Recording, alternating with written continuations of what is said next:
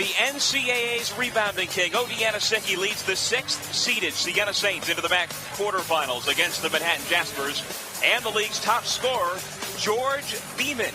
The Jaspers will be taking on the Saints. The winner moves on to the MAAC semifinals where Loyola is waiting, and it's coming up next.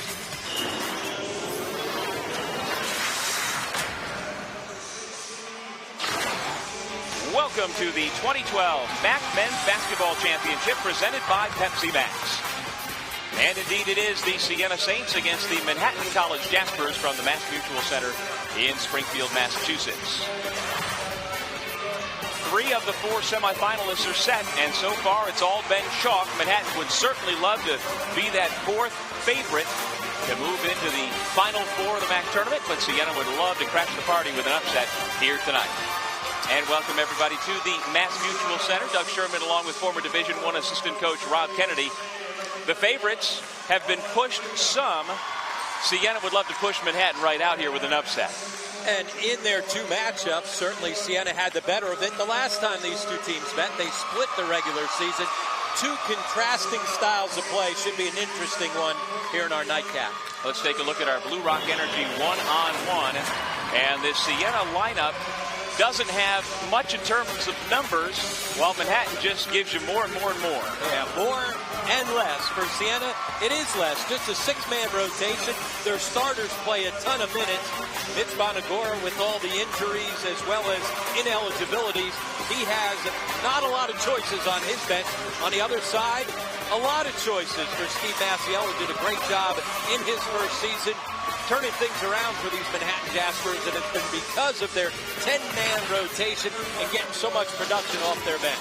Starting lineups brought to you by Dunkin' Donuts. Energize your day with Dunkin' Donuts iced coffee. It's double brewed and made the way you like it. The other storyline here tonight, the point guards, the injured point guards. Evan Himes will be coming off the bench for Siena, first team all-rookie. He has got a knee injury. Meanwhile, Manhattan will not have Michael Alvarado, their sophomore point guard, available at all. He is here, but in street clothes. So it's Cates, Koida, Beeman, Andujar, and Brown. Here's a look at our coaching matchup brought to you by Anaconda Sports, home of the Rock.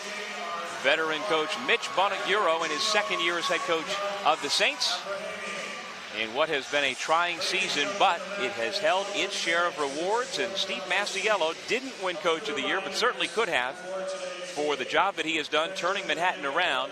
It's the best, most dramatic turnaround of any Division I basketball team in the country this year, now at 20-11. Let's take a look at the American Red Cross keys to the game, Rob. And for Siena, they got to take care of the basketball, and the loss down at Dratty Gymnasium turned it over 22 times, and the win took care of the ball, only turned it over 14 times. And the biggest thing, they want to make sure they have pace. Slow this game down, get it to a grind. On the other side, Manhattan, they want to use that deep bench. They want to wear them down. They're going to come at you with the full court pressure all game long. And then defensively, you got to pack it in against this Siena Saint team. Last in the MAAC at 30% from beyond the three-point line. And if Himes is a little banged up like he is, that's another guy that can shoot it from deep. So you got to pack it in. Manhattan comes out as the number 3 seed, having gone 12-6 in regular season play. Siena at 8-10, the number 6 seed. And again, Evan Himes, their starter at the point, will start the game on the bench. Although in pregame warm-ups, Rob, he did look pretty free and loose for a guy who was on crutches just 2 days ago. And he did practice with the team yesterday, even though he went light. So that's a good sign as well. Manhattan with the basketball in their home whites. And now a whistle on the inbound as they will check the clock situation. Well, Mitch Bonaguro's club was picked in the preseason poll as number 6, and that's where they wound up. However, at the point where the season started, with the diminished roster, if anybody told you they were going to win as many games as they did last year when they had the MAAC Player of the Year in Ryan Rossiter, they'd have said you were crazy. Especially when they lost Rakeem Brookins, their starting point guard, when he went down, and then as well with the transfer out of Devontae Beard. If not for the emergence of Evan Himes, where would this Siena Saints team be? Donovan Cates with the three. Here comes that pressure defense. And without their point guard, Siena gives up the steal, and Andujar throws it down. And the worst nightmare for Siena without Evan Himes has come true here in the first 30 seconds. Now, Steve Masiello took over the program and immediately reinvigorated it. And again, if you had thought at the start of the year when Manhattan was picked in the preseason poll as number 8 that they'd be a 20-game winner, you'd have thought they were crazy. Absolutely. And you see the 14-win improvement over last year, the best in Division I basketball this year. And they've done it with their pressure defense, and they've done it and bought into what Steve Masiello has brought. 6-year assistant under Rick Pitino at Louisville, so uses that up-tempo style. Had great success as an assistant to Bobby Gonzalez here at Manhattan, where he was able to win 2 MAAC championships as an assistant coach. Pressure broken that time. Anna Sicki will head to the free throw line. Well, in the first meeting at Draddy Gymnasium, when Manhattan just literally wore Siena out, the pressure was stifling. Evan Himes didn't handle it well, and the team was just worn out. But they were able to hold on. Himes played better at the game up in Albany, and Siena was able to split with this Manhattan team. But style-wise, Manhattan has the potential to blow Siena right off the floor if they can't handle that pressure. You got to take care of the basketball. If you throw it all around, Manhattan just feeds off that, and they get on these extended runs. That game at Draddy that you and I had, certainly they blew it out, but it was in the second half. It was a 1-point game at the half, and then that defensive pressure and the bodies just wore them out in the second half. One wave after another. Remember, a little different, though, without Alvarado, their terrific point guard on the floor. Walters the foul on the bucket by Ramel Brown. Right off the bat, looks like Stevie Masiello has his team ready to play. They've had great energy here in the first 45 seconds.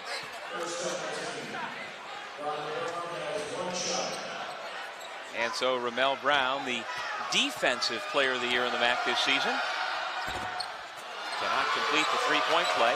Anna Sicki pulls it down. 7-1, Manhattan on top.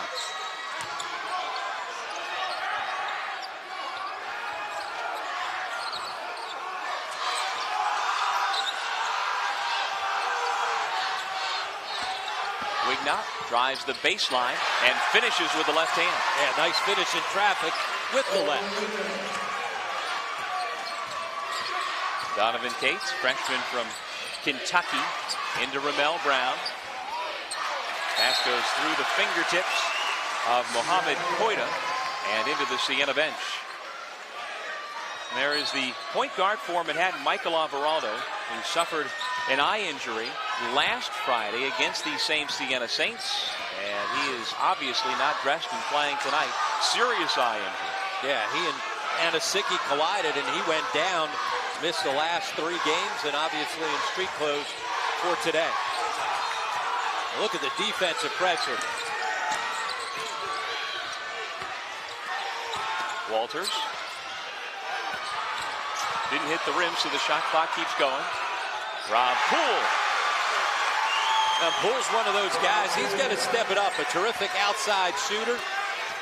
Averaging just under 7 points per game. But without Himes, he's got to step up and score the basketball today for the Saints.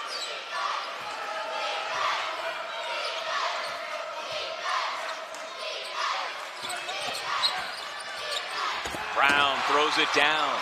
And good feed that time by Andujar. Andujar's not a point guard, Doug, but he's a guy who can do a ton of different things, and you can run your offense through him even when he's got the ball at the high post. Yeah, at his size, at 6'5", 205, he is terribly versatile and help to fill that gap at the point, and he can fill gaps wherever on the floor. That is always a great luxury as a coach when you got one of those guys like a utility infielder. You can plug him in a number of different places. Shot clock down to 7. Kyle Downey, little fadeaway, and a pushing foul called against Donovan Cates. A good call by the officials. Clearly, Cates with an arm in the back. Well, if you're Siena against this defense without your only true penetrator, how do you penetrate that defense? Well, you got to set screens. If you don't screen running your offense as they're going to get out and put pressure on you, it's going to be much more difficult. A little easier when you get this guy back into the ball game, and there's why. You see over 400 points here in his freshman season. And you could hear the fans who've made the trip in from the Albany area give out a big cheer when Himes got off the bench. It's been the big story in Albany this week. Didn't practice. Suffered a knee contusion by running into the basket support in the regular season finale. Went to the hospital, x-rays, MRI negative, but still, he wasn't positive he was going to play until he was just put into the game. He's wearing a knee brace on that left knee, and we'll see how encumbered he is.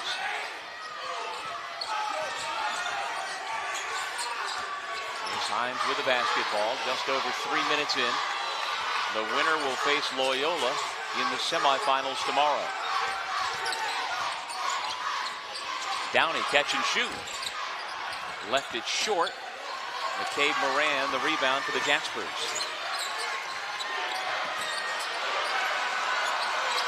And DeHart just threw it across. Brutus wasn't looking. That's where you miss Alvarado. Downey with the teardrop. Siena cuts it to 2. And now after a frantic first minute of play, settling down to the pace that Siena needs it to be at. Here's Brown.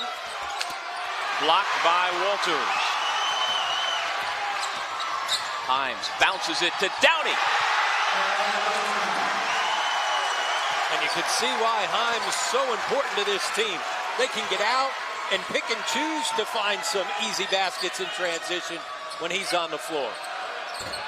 Beeman gets the roll on the 3. He's got that unorthodox release, but boy, has he worked hard to make himself a good outside shooter. Last year, just 6 of 40 for beyond the three-point line.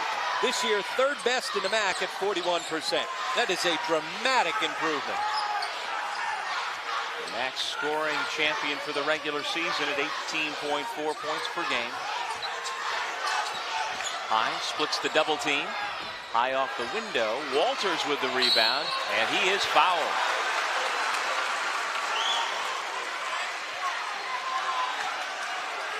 A step away with Manhattan on top early, 12-9 over Siena.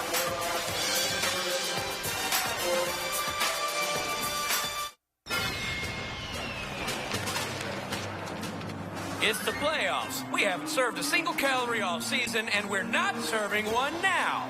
If you can't handle it, go sell foam fingers in the parking lot. How many calories are you carrying? 0! How much Pepsi taste? Now get out there and make me proud. Pepsi Max, 0 calories, maximum Pepsi taste.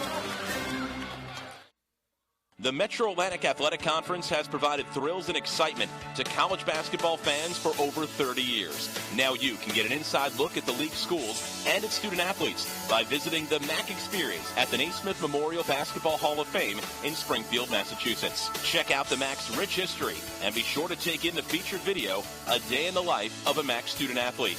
Don't miss the MAAC Experience at the Basketball Hall of Fame. For more information, visit hoophall.com. Anaconda Sports, your sports authority, proudly supporting local high school athletes throughout the region. We want to thank all the teams and coaches that have made Anaconda the #1 dealer in the Northeast. Football, baseball, basketball, soccer, whatever your sport, Anaconda has what you're looking for. From the latest gear and team uniforms to logoed shirts and hats for your company. Make Anaconda your connection. Hey, if you want to go for sports equipment, go to Anaconda Sports. It's awesome, baby. The Pepsi Max National MAAC Game of the Week is brought to you by Pepsi Max. 0 calories, maximum Pepsi taste. Blue Rock Energy. Blue Rock Energy saves you money on electricity and natural gas. Blue Rock Energy, putting people in power. The American Red Cross, encouraging you to do something that means something. Anaconda Sports, home of the Rock, is proud to sponsor the MAAC. And by Geico. 15 minutes could save you 15% or more on car insurance. See how much you could save when you visit geico.com. 12-9, Manhattan leading Siena. And the Saints, under the direction of second-year head coach Mitch Bonaguro, a Bishop Laughlin High School Hall of Famer in Brooklyn, who back in 1985 was on the coaching staff at Villanova under Rolly Massimino when they won the national championship by beating Georgetown in one of the great stunners in college basketball history. So how about it? Both coaches have been part of the national championship team, and both coaches as well have known how to win MAAC championships. And we talked about the fact that Steve Masiello won 2 as an assistant coach under Bobby Gonzalez. Mitch Bonaguro as well, winning a pair of MAAC championships when he was the head coach at Fairfield.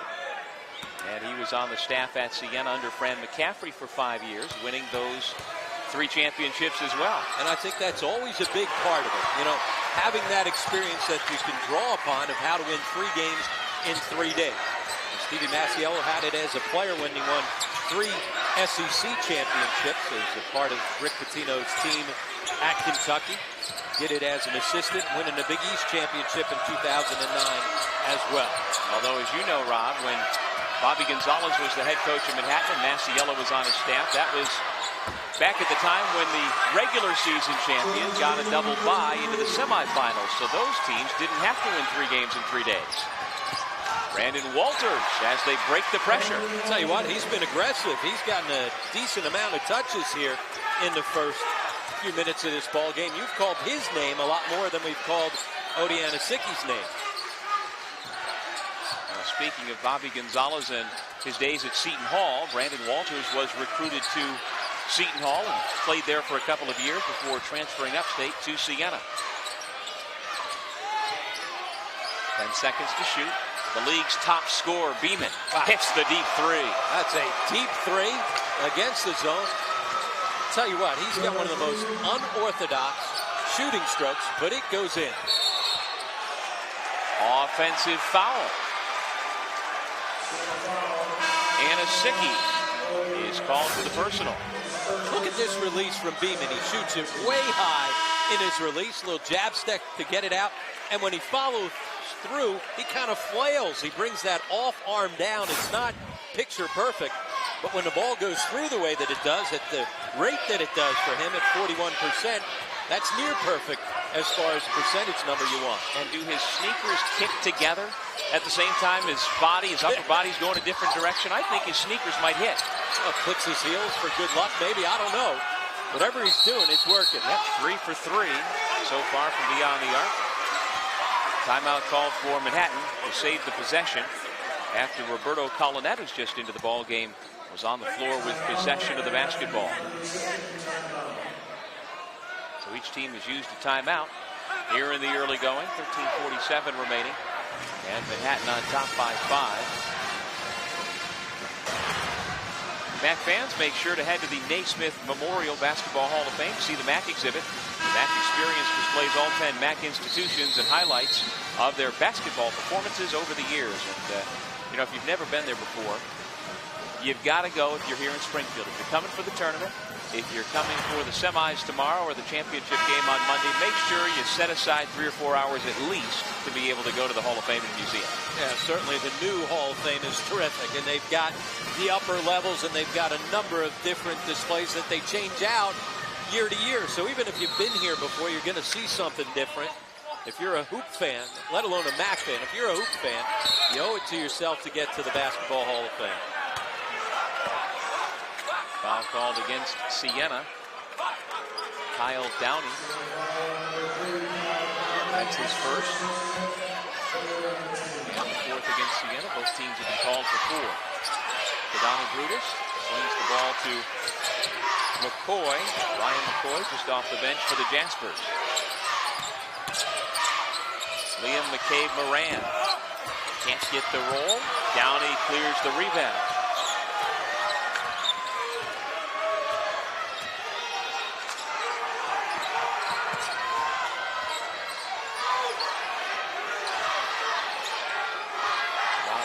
Come back into the game. He got the start tonight for Siena with Evan Himes coming off the bench, and the freshman is on the board.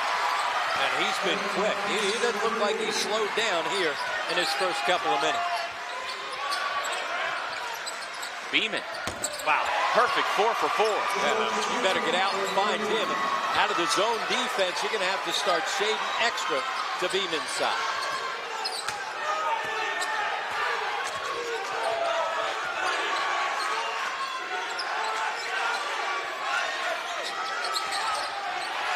Beeman with the deflection, and here come the Jaspers. Brutus. And a foul against Wignott, who had just committed the turnover. Heim stepping right into it. He's well beyond the NBA three-point line. With his size, you got to have that type of range. And Beeman, I'll tell you what, he is in a groove, already into double figures. Now, his 46th consecutive game. We haven't even gotten to our second media timeout. You know, he was a prolific high school scorer who averaged 34 points per game in Roslyn, New York. And Beeman will get a break, and the fans who've made the trip up from Riverdale, sitting behind the Manhattan bench, give him a nice round of applause. And the second all-time leading scorer in Nassau County history, behind Wally Serbiak, who could really score the basketball.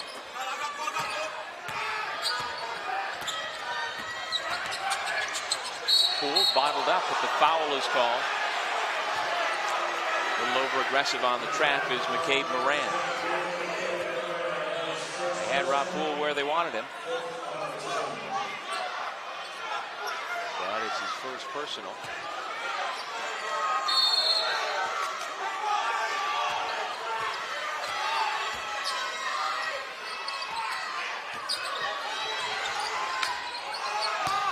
Anasicki drops it off for Walters, and he will shoot two.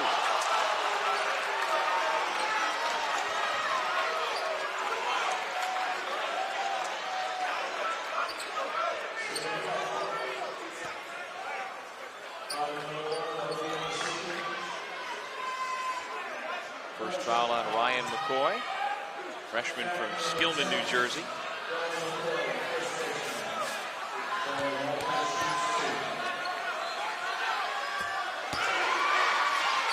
Fans, the MAAC is on Facebook. Make sure to like the MAAC today. Terrific story in the Albany Times-Union in recent days about Brandon Walters and his love for his younger brother Shane, who has autism, and made it to his first Siena game on senior day. Had a chance to see his big brother, and they are best of friends. And a big part of the reason why Brandon originally went to Seton Hall was so that his brother could take a train from Brooklyn to go see him, and obviously a lot harder to get up to Albany. But he had the opportunity to share that big day with Brandon. And senior day always special. A little more special for Brandon Walters.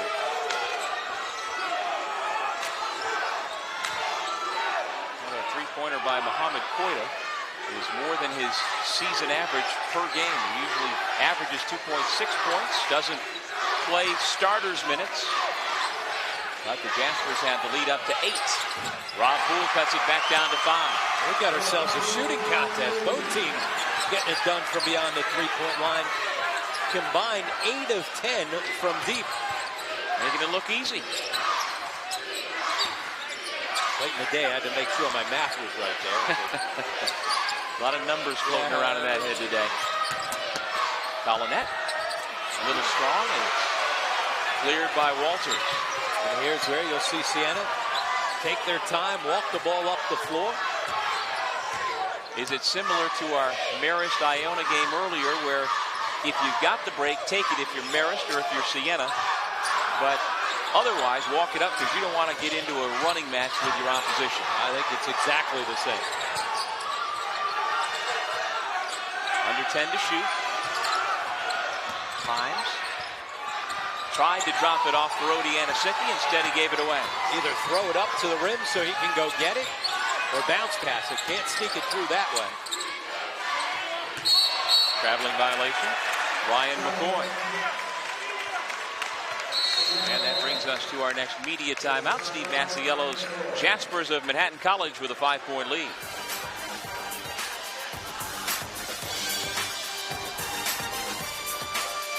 Hey, what are you drinking? Dunkin' Ice. biggest iced coffee I can get. Iced coffee helps me keep up. I love iced coffee. Drinking Dunkin'. I'm drinking Dunkin'. Drinking Dunkin'. Dunkin'. Iced coffee. I run on Dunkin' iced coffee. America runs on Dunkin' coffee.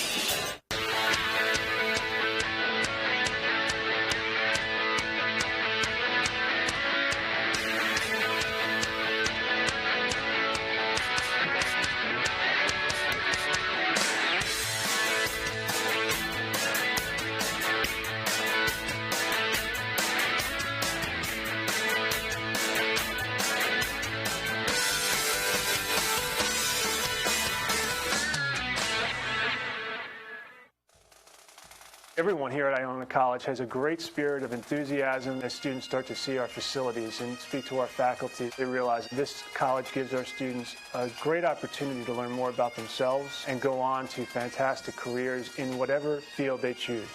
The first thing that strikes you when you arrive at campus is the beautiful buildings and grounds. But above all, Iona focuses on students and student success. And Iona is an institution that changes lives. Hey, what are you drinking?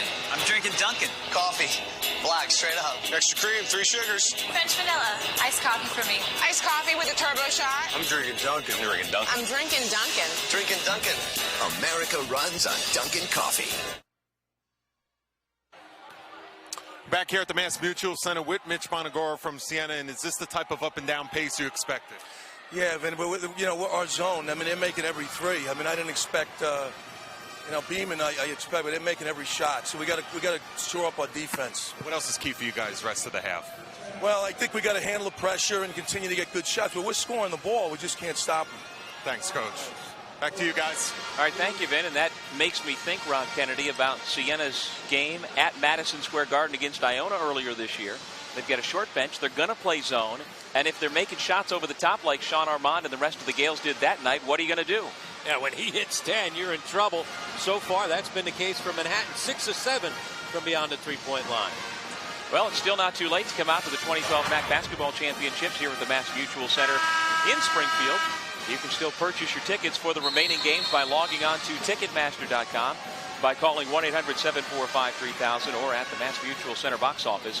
The 2012 MAAC Basketball Championships on the edge of glory.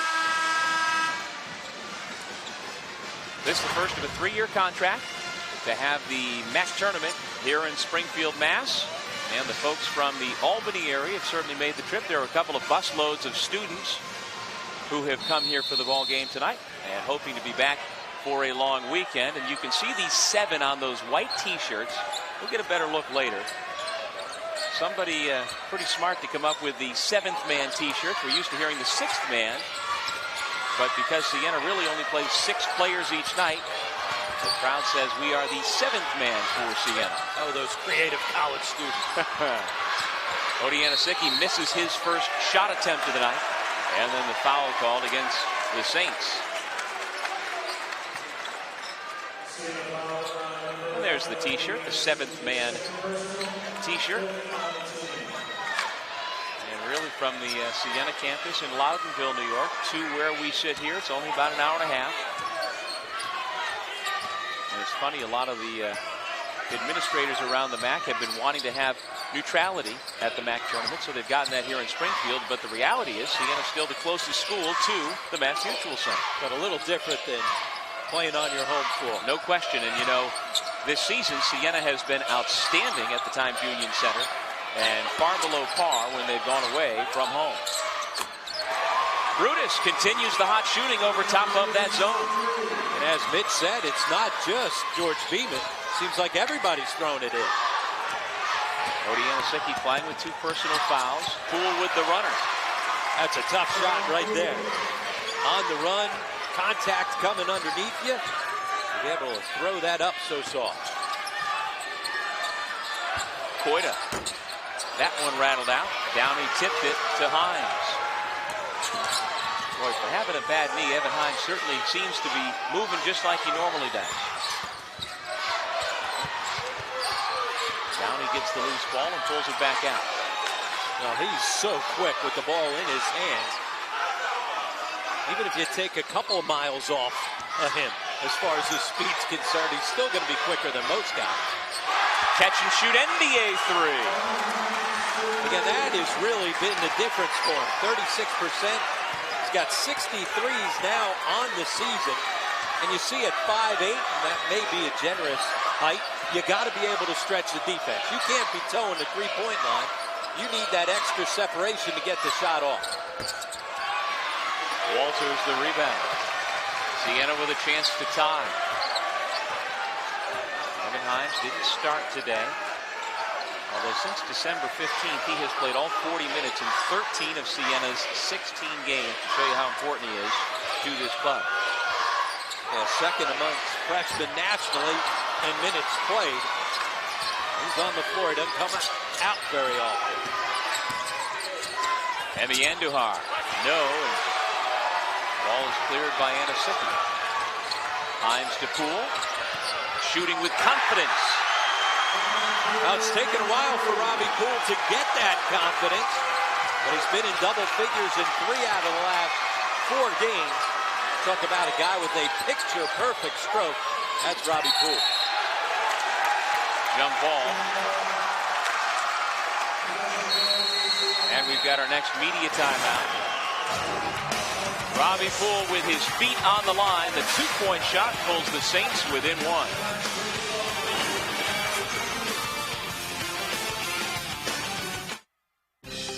It's knowing that you will always compete against the best, while making you become the best that you can be.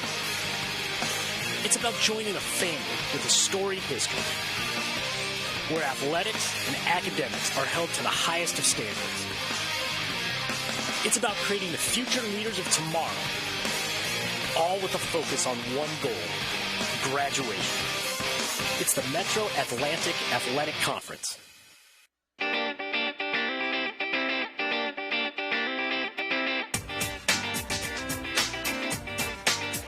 Siena. I am Siena. I am Siena. I am Siena. I am Siena. Siena College offers an exceptional private education with a unique foundation of liberal arts, career preparation, and Franciscan values. That's the worst half of football I've ever seen. Are you telling me we can't do this? I got this, Coach. You know, people said, Pepsi Max? You can't get maximum Pepsi taste with 0 calories. Who said that? But Pepsi Max didn't listen. We just delivered it. So get out there and taste that sweet 0-calorie victory. The little guy's right. Pepsi Max. 0 calories, maximum Pepsi taste. You validate parking. 29-28, Manhattan with a lead over Siena, with the winner advancing to the MAAC semifinals tomorrow. Speaking of tomorrow, be sure to register at the Basketball Hall of Fame tomorrow at 11 a.m. to participate in the MAAC Bounce to the Arena, sponsored by Xfinity.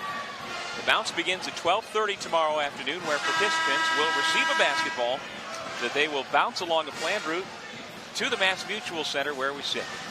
Participants will also receive admission to the men's semifinal games tomorrow afternoon of the MAAC Championships. And if you need more information, be sure to log on to Massachusetts.com.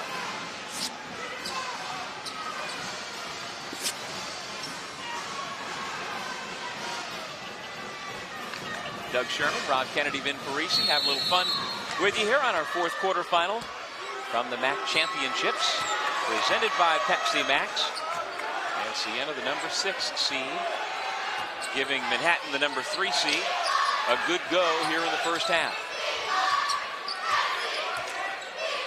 Mohamed Koita getting extended minutes here tonight with the injury to Mike Alvarado, who his coach calls the heart and soul of this team. Robbie Poole.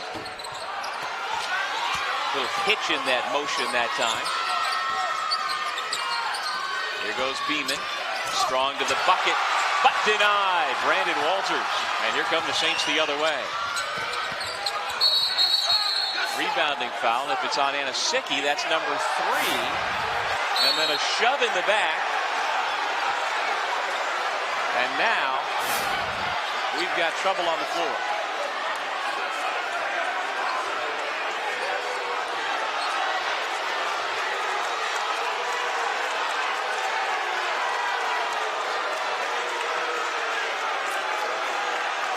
tell you what, now the two coaches are about to get into it out at half court.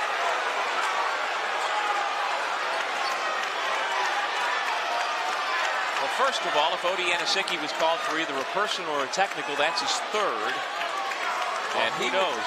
Yeah, he was tangled up inside with Torgren Sommerfeld. Take a look inside. Those guys fighting for position. Clearly the foul from behind. And then as they're walking away, Sommerfeld's the guy who pushes.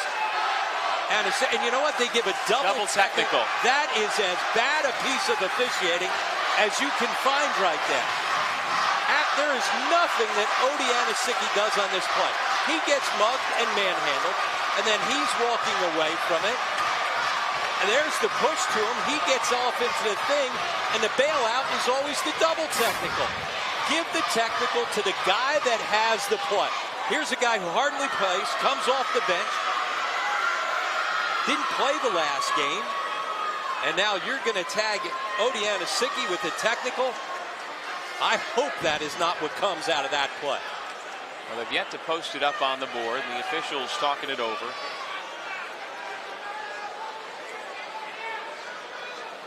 And I agree with you, Rob. And there you see the NCAA rule book about flagrant 1 or flagrant 2 fouls. Those are the only foul options the officials have if they are calling a flagrant. And I certainly don't think anything that we just saw, unless they find something on replay, elevates to the level of flagrant 2. But perhaps they will come up with a flagrant 1 call. But again, on the floor, it looked clearly like Gary Pacino signaled double technical foul. And again, if that's the case, that can't work out any worse if you're Siena. And you see it too many times. It's like in football when they throw both flags, offsetting penalties. Well, it's not offsetting penalties in basketball. If he gets tagged for the technical foul, it ends up being a personal foul. And he did absolutely nothing in that play. The officials are going to take multiple looks. Steve Masiello trying to see the replay as well.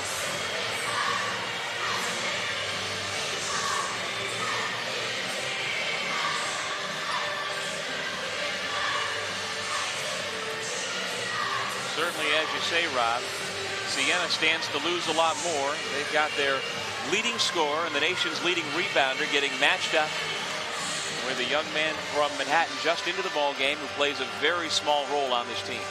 And clearly, he was the guy that pushed from behind. They get tangled up, going for a loose ball rebound.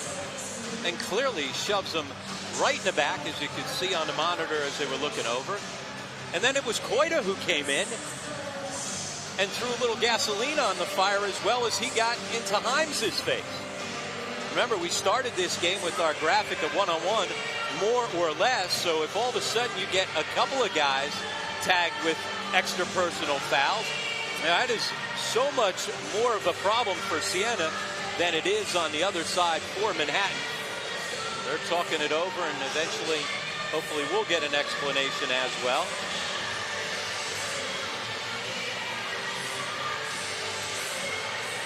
They're going to take another look, as you see.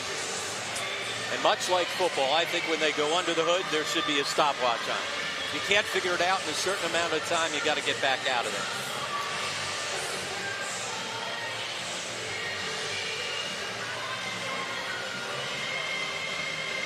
Well, we were actually fortunate in a certain sense, Rob, that it didn't escalate any further because... No, Steve Masiello did a great job. Yep. He got right in there, started grabbing guys away from it. Because it was escalating quickly. It started to get into it.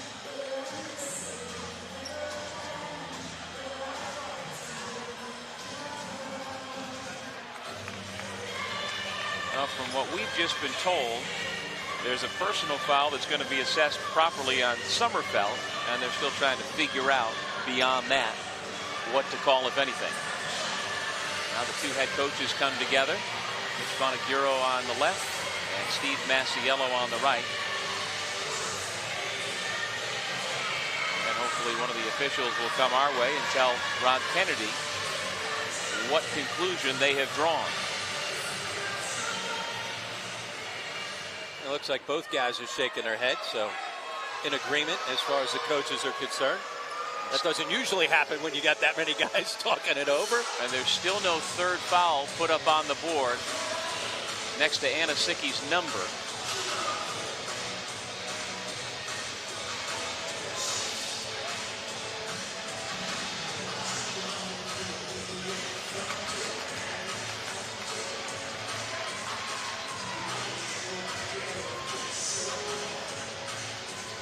Now we will get the explanation and pass it along to you.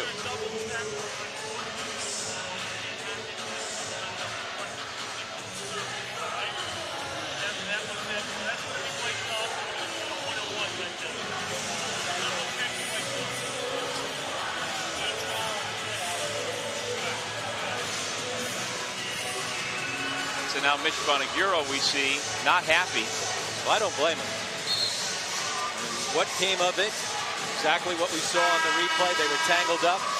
They said they've got the personal foul, obviously, on Sommerfeld, and then a technical foul on each player. On Sommerfeld for the push from behind, and what they explained was the technical on Anasicki because he wouldn't let go. Clearly had the arm pinned in there and wouldn't let go. Does that rise to the level of a technical foul? Again, they're tied up. They're in there. Nothing happened. If Sommerfeld doesn't push, it's a non-issue. So now it is an issue because Anasicki picks up his third personal foul.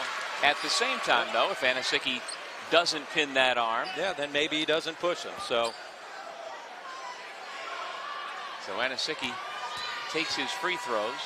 Owen Wignot sits at the scorer's table.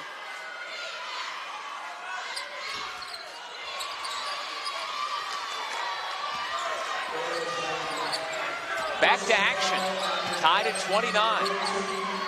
And so now Anasicki's got to be aggressive defensively, but can't pick up a foul.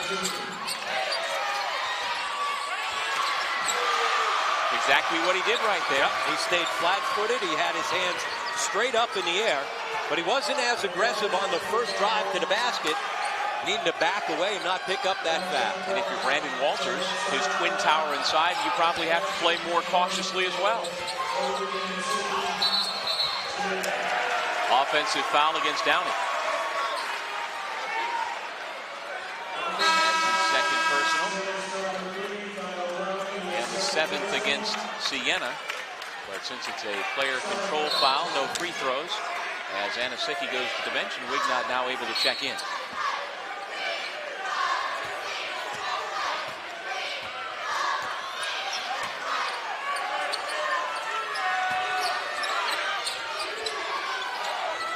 Beeman somehow makes it. It's incredible. You know, every once in a while when Reggie Miller used to flail when the ball went out of his hands, but his follow-through is absolutely unorthodox. Not the way you would teach it, I'll tell you that much, but it's effective. Well, it makes you think he was hit. That it's an unnatural motion that you think maybe he was fouled on the shot. Rob Poole hits the three. Tied again at 32. Same result both ends. Poole, that's how you would take a picture and show a guy how to shoot the ball and finish the follow-through.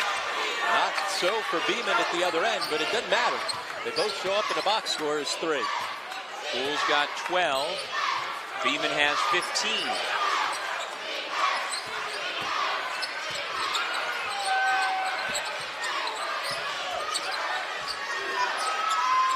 Donovan Cates uses the screen, 5 to shoot, and a traveling violation.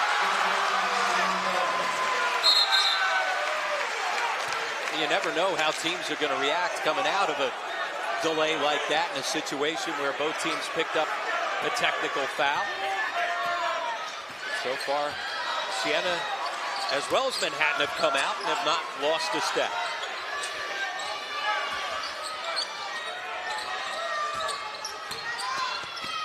Cool. Brandon Walters gives Siena the lead.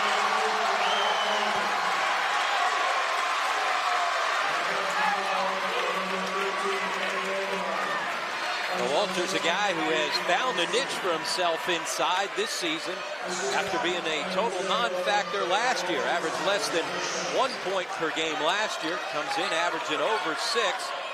as well as nearly 6 rebounds per game. Well, much in the same fashion that Kadani Brutus for Manhattan reformed his body, got in excellent shape, lost weight. The same is true for Brandon Walters, who got himself in much better shape to be able to play over 30 minutes a game this season.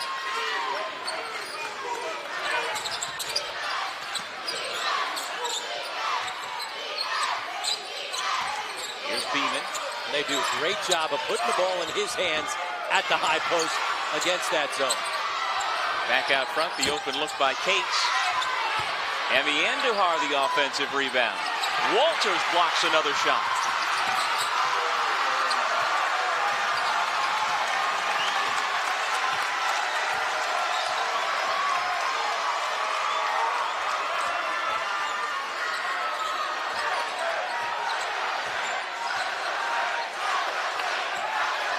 High post, Wignot. Well, we were just talking about getting the ball to the high post at the other end.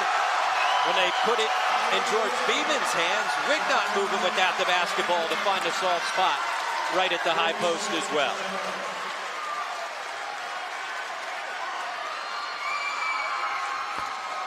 Timeout called by Manhattan with 3:59 remaining in the first half. Siena with the 4-point lead, thanks to a 7-0 run. You've gotten contributions from guys like Rob Poole, Owen Wignot, and probably most importantly, Brandon Walters. Yeah, Walters doing it at both ends of the floor. Had the offensive rebound and put back, and on the other end, came up with the block. Well, there's the big turnaround for the Manhattan Jaspers from a year ago to this year.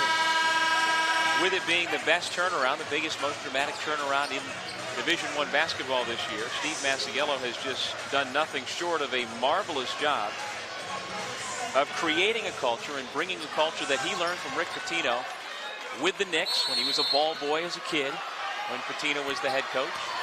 And then at Kentucky and at Louisville, he learned from Rick Pitino, and he has brought everything he learned and put it into practice for the Jaspers.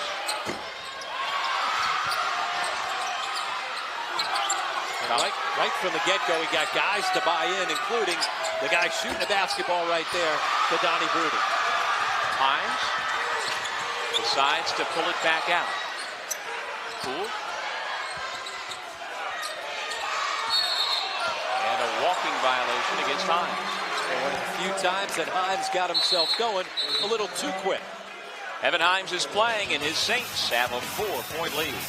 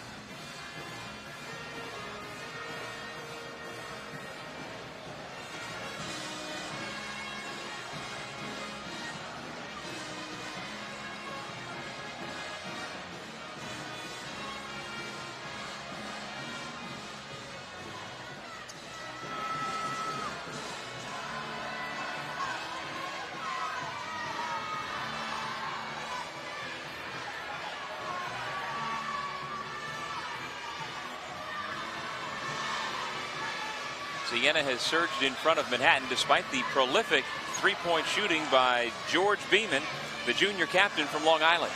As we said, he worked so hard in the offseason to extend his ranks. This is a guy that made just 6 threes all of last season. See him stretching out the defense. He may have 6 threes in this ballgame. He's got that unorthodox style, his legs flailing all over the place, his off arm pulling away as well. Not what you would try to teach a guy who's learning to shoot the basketball, but his 15 points 5 for 5 from beyond the three-point line. We may get to halftime, and he's already matched his total from all of last year. And remember, he scored it last year. He was a third-team All-MAAC selection. Just didn't score it from beyond the three-point line.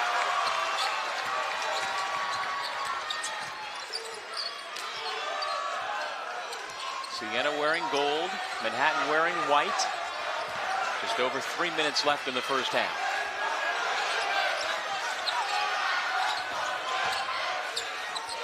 Downey lost it on the way up, and Wignot's going to be called for the over-the-back foul. And that is the second on Wignot.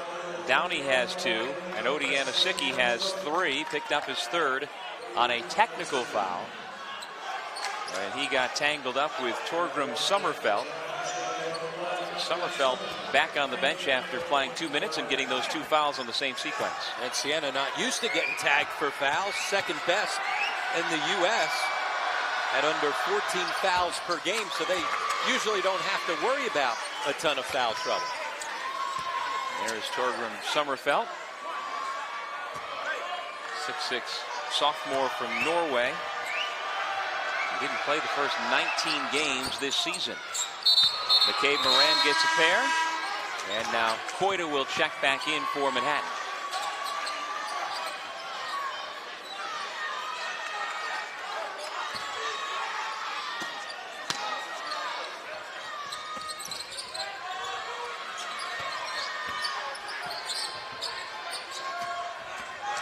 Well, Siena breaks the pressure without Evan Himes.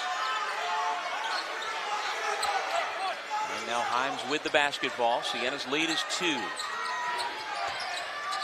Poole has been much more proactive here today. Walters off the mark. Andujar clears the rebound.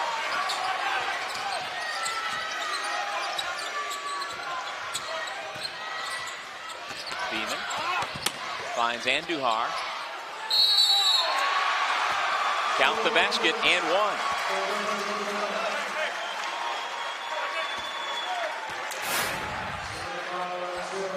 Bounce pass inside as Andujar sharing the basketball. And that's part of changing the culture. Sharing the basketball, getting guys touches each possession. 3-point play by Collinette puts the Jaspers back on top, 37-36. Emmy Andujar goes out. And Stevie Maciel has talked about the fact when you can run guys in and out of the game, you keep everybody involved. You keep guys not only involved in the game, but you keep them in practice every day, knowing that they're going to get some time. And he said, really, when you think about it as a player, you like playing that style, knowing that you're going to be a part of what's going on no matter where you are in the depth chart. Turnover by Kyle Downey. Said it's a little bit easier to keep guys happy when you're able to get everybody minutes. That's 8 turnovers, as you see, for Siena. Beeman with a rare miss here tonight. Poole. Another turnover for the Saints. Brutus, though, left his feet and couldn't find a teammate. That's why you never leave the floor unless you're going to shoot the basketball. No need to jump past it there. Stay on the floor, see what you got going.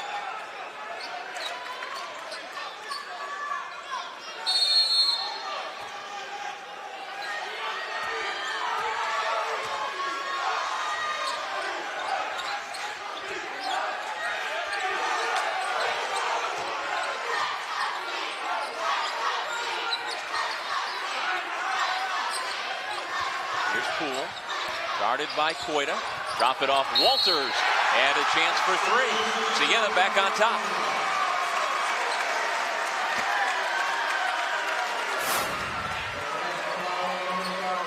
A nice move by Robbie Poole to draw the defense and then dump it off to Brandon Walters. Thought for a second he may have been staring down McCoy, and it's not a good idea right now. But as it turned out, looked like he was just looking at the TV camera. 3-point play by Walters after Koita committed his second foul. And Brandon Walters coming up big when they needed him the most.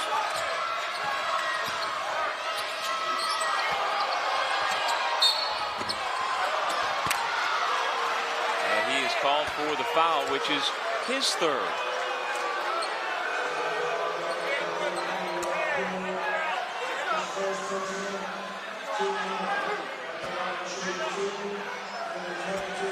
So now if you're Mitch Bonaguro, what do you do? Odi Aniseki already on the bench with 3 fouls. Now your only other big, Brandon Walters, also has 3 fouls. Well, with a minute 16 left, I don't know if he's got a choice to go run anybody else in for Walters. I mean, the only other scholarship player who is healthy and dressed and available who could play any minutes inside is Marcus Hopper, a 6'7" freshman from Queens who has played next to no time this year. I think Mitch is thinking about it right now as to whether or not he is going to get a sub in for Walters. Taking a timeout here. You know, Rob, coming up at halftime, we'll have our first half analysis. We'll also recap the award winners from the Metro Atlantic Athletic Conference as they were announced both Monday and Thursday. And then the bracket breakdown as well. 3 of the 4 semifinalists are already known. It's been the favorites winning in each of the games. And we take a look at the MAAC inducting the 2012 honor roll class. Siena's recipients were 1994 grad Liz Lops and 1975 graduate Din Cal. Lops, a 5th all-time leading scorer with over 1,700 points. Cal served on the Siena College Board of Trustees and played 3 seasons for the Saints and was regarded as a standout ball handler from his point guard position. And Din Cal also went on to become a Division I official, just like his brother John Cal. Yeah, his brother John, one of the top officials in the country, has worked Final Fours in the past. Coming out of the timeout, Mitch Bonaguro's team turns it over, unable to inbound with the 5-second violation. But the good news also coming out of that timeout, they changed the foul from Walters to Poole. So Walters has just the 2 fouls still. That kills you as a coach, though. You take a timeout to try and set something up. Doesn't work out because you can't get the ball inbound. McCoy shoots an air ball, and Robbie Poole rips the rebound away from Collinet. Under a minute to go in the half, tied at 39. Siena has knocked Manhattan out of the MAAC championships 4 of the last 5 years, including last season in a first-round game in overtime. And out of this 3-2 zone, they extend so much that the high post is open. There is the high post pass to Wignot, who turns and shoots. Tough off balance, fading away. Got the ball in the high post, but then ended up nearly out at the 3-point line. That puts the Saints on top, 41-39. Now this is the pace and frenetic pace that Manhattan wants. Been in their favor, but Siena's been able to hang in there.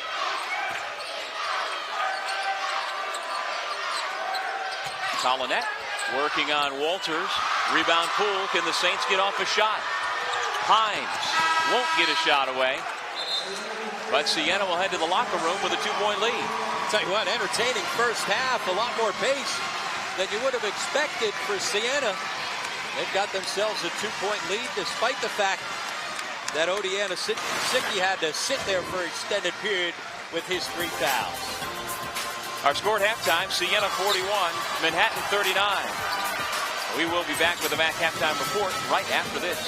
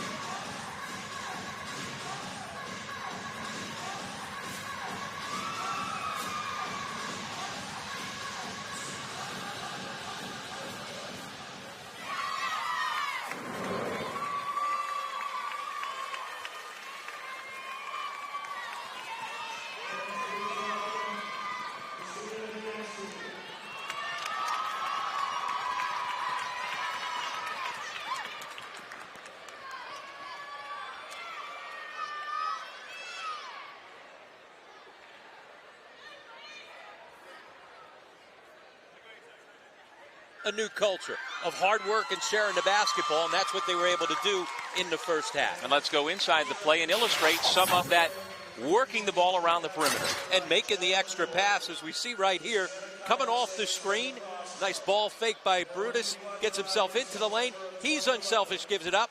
The extra pass, though, allows George Beeman the good open look, and the ball never stops with anybody.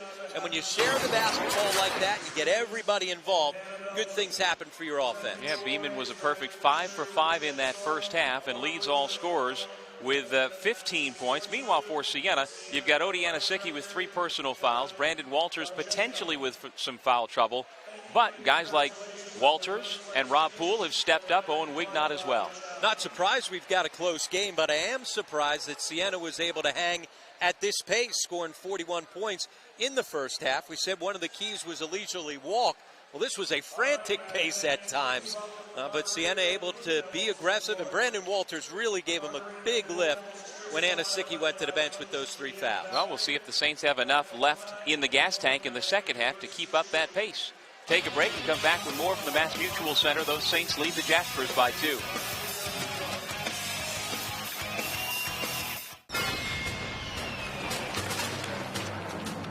It's the playoffs. We haven't served a single calorie all season, and we're not serving one now. If you can't handle it, go sell foam fingers in the parking lot. How many calories are you carrying? 0! How much Pepsi taste? A lot! Now get out there and make me proud.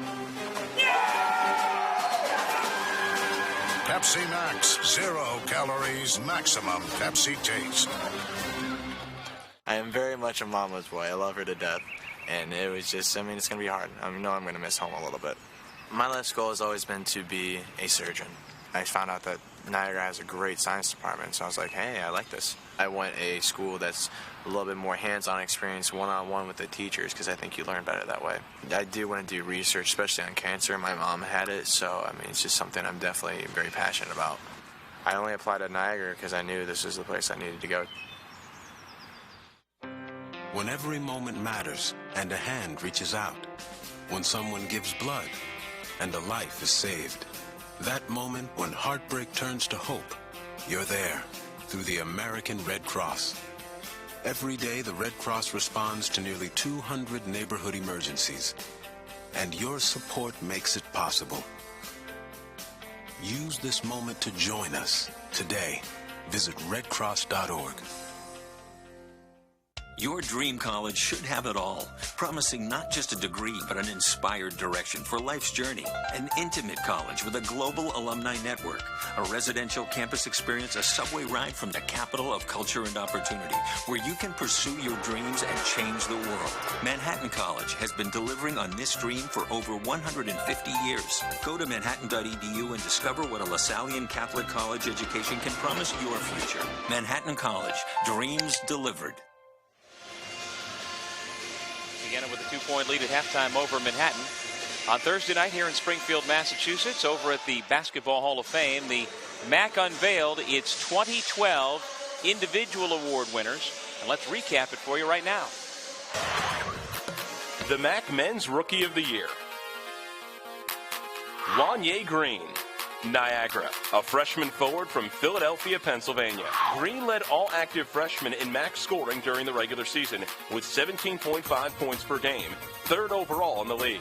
He also owns the 2nd highest points average among all Division I men's basketball freshman players. Green contributed 4.4 assists, 3.2 rebounds, and 1.8 steals an outing for the Purple Eagles. He recorded 27 double-digit scoring performances during his freshman campaign and was named MAAC Rookie of the Week 3 times for his effort. The MAAC Men's Defensive Player of the Year. Ramel Brown, Manhattan, a sophomore forward center from Brooklyn, New York. Brown is currently leading the MAAC in blocks, averaging 2.5 per game for the Jaspers, good for 19th place in the NCAA statistics. He is also contributing 7.6 points and 4.9 rebounds per game. Brown has netted double-digit points in 9 games and recorded 3 double-doubles this season. The MAAC Men's 6th Player of the Year. Justin Drummond, Loyola, a sophomore guard from Bowie, Maryland. Drummond averaged 11.2 points and 4.2 rebounds off the bench in 29 games played for the Greyhounds. Through the regular season, he netted 37.7% of his attempts from the field and 75.9% from the charity stripe. Drummond recorded double-digit points in 16 contests this season. The Rock MAAC Men's Coach of the Year. Jimmy Patsos, Loyola. Patsos, in his 8th season at the helm at Loyola, has led the Greyhounds to an overall record of 21-8, the best regular season finish in Loyola's 23 seasons in the MAAC. After winning a program record 13 games in the MAAC and earning the 2nd seed in this year's championship, Patsos had 4 players named to all MAAC teams, the most Loyola has ever placed on the squads since joining the conference in the 1989-90 season. And congratulations to Jimmy Patsos and all of the award winners for 2012. We are here in Springfield, Mass, and one of the fans with a nice paint job rooting for the Saints. And there you see again the recap. Scott Machado, Jimmy Patsos, Wanye Green, Ramel Brown, and Justin Drummond. We'll take a break. The Siena Saints have come back out onto the floor as they get ready for the start of the second half. They lead Manhattan by 2.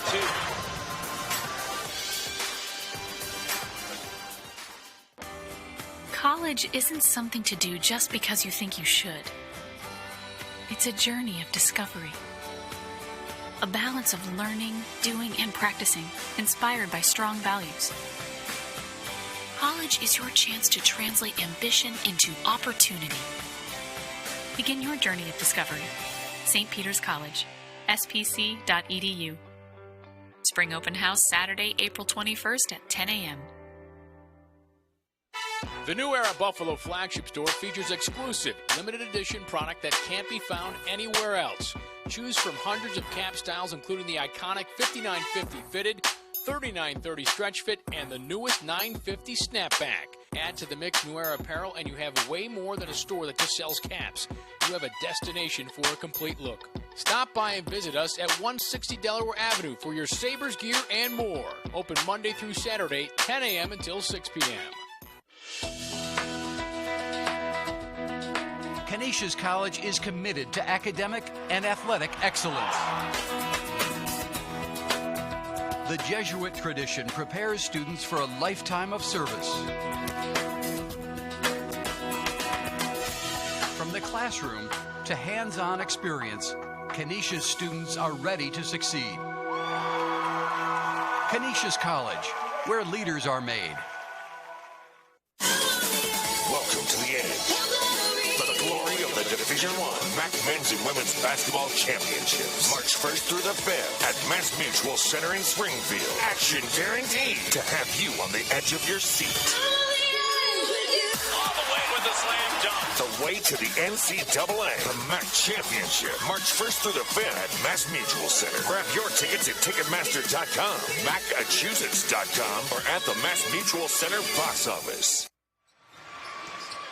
It is a late night here in Springfield, Massachusetts, being held in the arms of that former Manhattan Jaspers baseball player, watching the Jaspers down by 2 to Siena.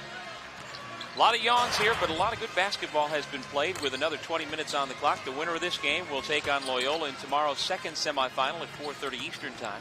First game has the regular season chance for Iona taking on Fairfield. 2 o'clock start, both games on ESPN 3. And MAAC fans, VIP and club seats are on sale now for the 2012 MAAC Basketball Championships, and we still have 2 sessions remaining. Individual session seats start at $50 for women's games and $75 for men's games. For more information, visit Massachusetts.com or Ticketmaster.com. Take another break, come back, and get you ready for the start of the second half. One of these teams will move on to the MAAC semifinals. 41-39, Saints lead the Jaspers.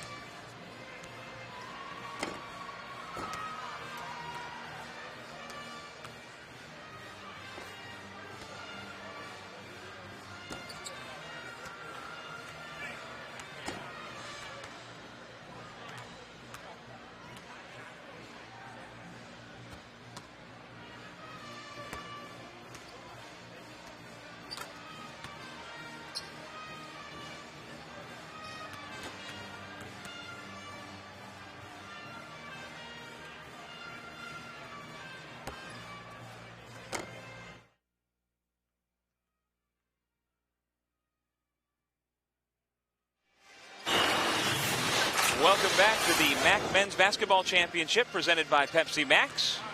We are at the Mass Mutual Center in Springfield, Massachusetts with our score 41-39 as we get set for the start of the second half.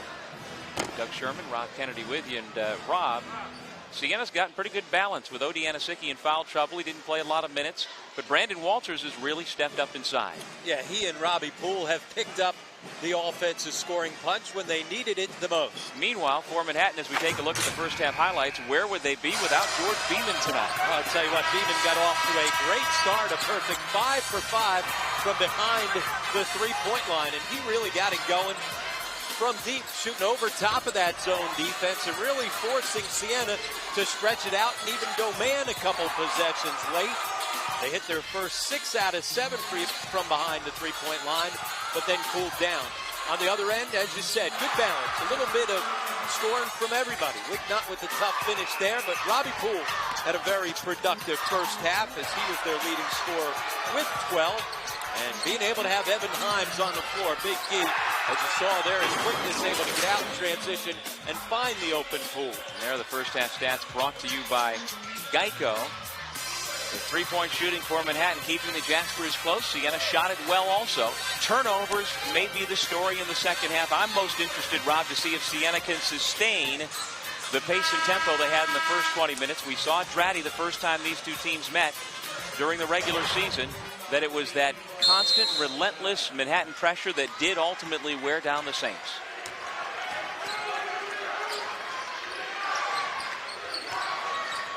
Evan Himes starting the second half on the bench as he did the first half.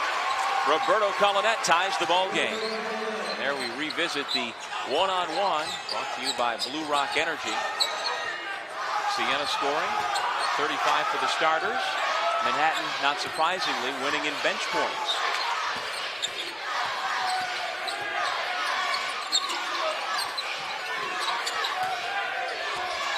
Nice look to Walters from Poole. Now it's Poole and Walters again on the offensive end, much as it was in the first half.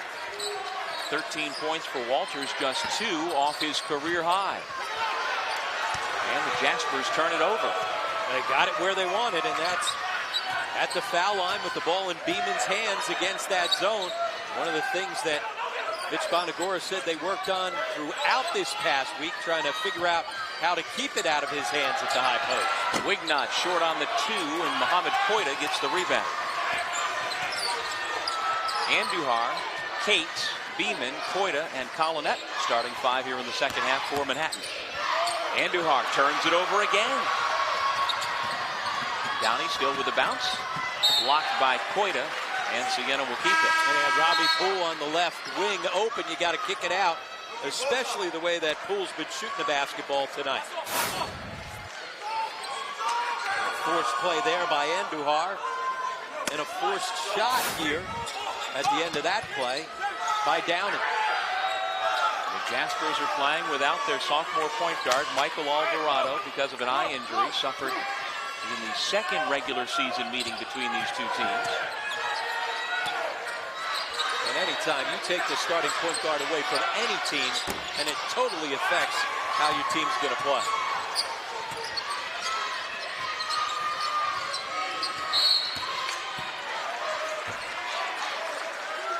Foul against Rob Poole. There you see the left eye partially shut with the shiner, but it's worse than just a shiner. Not sure about his status going forward for the rest of the weekend if the Jaspers are able to win this ball game tonight. And he was a MAAC all-rookie team selection last year. His scoring numbers are down, but I tell you, he is a terrific all-around player. He's had a much better all-around season this year as a point guard running things for the Jaspers than he even had last year when he had a terrific first season. As coach calls him the heart and soul of his team. Beeman, meanwhile, missed from beyond the arc for the first time tonight. Hit all 5 of his three-pointers in the first half. And Stevie Masiello really loves Alvarado's competitive spirit. He said that's really rubbed off on the rest of his team. Great ball movement to Anisiki. Can't get any better than that. We were talking about sharing the basketball and keeping it moving. That is a great example on that possession. First field goal for Anisiki, who leads Siena in scoring at over 15 per game. Manhattan continues to fire away from the perimeter. Beeman again. Well short, and then he went over the back of Downey. Steve Masiello trying to keep his club up, but they have been not been knocking down the three-point shot to begin the second half here.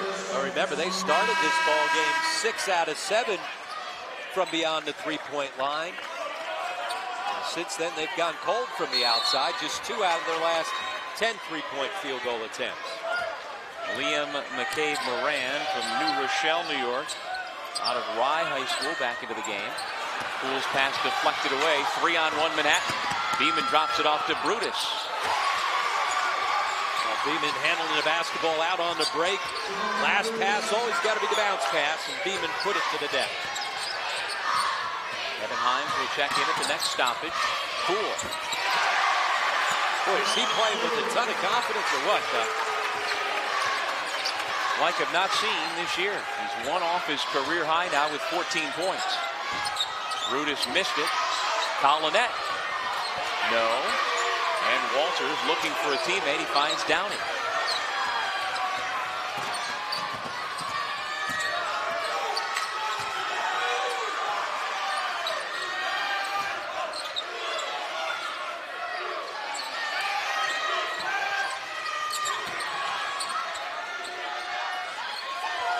Shot clock at 12.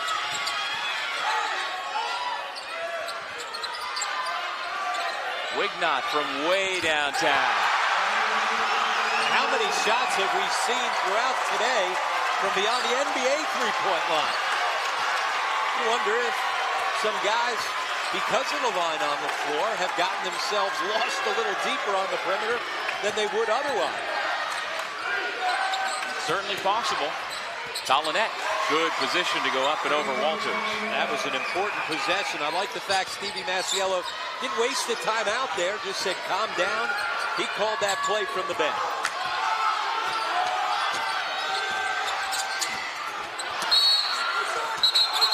Foul before the shot. Anasicki walks away with his arms raised so as not to be called for any sort of technical. Media timeout with 15:21 on the clock here in the second half. Anasicki and the Saints leading the Manhattan Jaspers by 5 with a shot in the MAAC semis for the winner.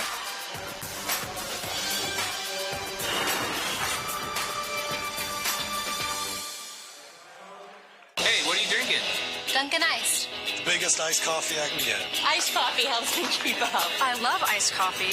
Drinking Dunkin'. I'm drinking Dunkin'. Drinking Dunkin'. Dunkin' iced coffee. I run on Dunkin' Iced Coffee. America runs on Dunkin' Coffee. It's the playoffs. We haven't served a single calorie all season, and we're not serving one now. If you can't handle it, go sell foam fingers in the parking lot. How many calories are you carrying? 0! How much Pepsi tastes? Now get out there and make me proud. Pepsi Max, 0 calories, maximum Pepsi taste.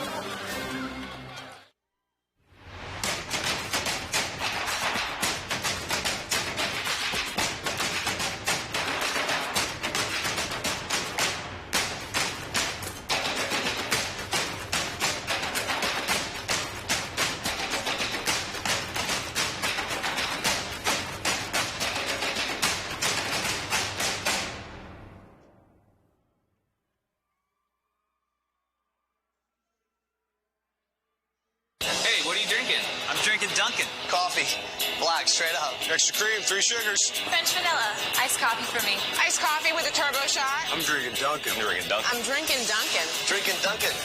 America runs on Dunkin' Coffee. 50-45, Siena with the lead over Manhattan in our final MAAC quarterfinal. And let's take a look at our Pepsi Max slam of the game. Happened earlier this half off of some great ball movement by the Saints. And Anasicki able to finish at the rim, little chin up. Well, pulling of the Superman cape after he knocks it down. Now the opposing coach tonight, Steve Masiello, did call OD Superman earlier this year. Yeah, got a little Dwight Howard in him. Quick off his feet, attacks the rim, rebounds the basketball, and pretty much like Dwight from the foul line as well. Well, that's the only field goal so far tonight by Anasicki. See Evan Himes check back into the game. He's came off the bench tonight 3 minutes in and then played the final 17 minutes of the first half. And I'm guessing that's the formula for Mitch Bonaguro to use Himes again here in the second half.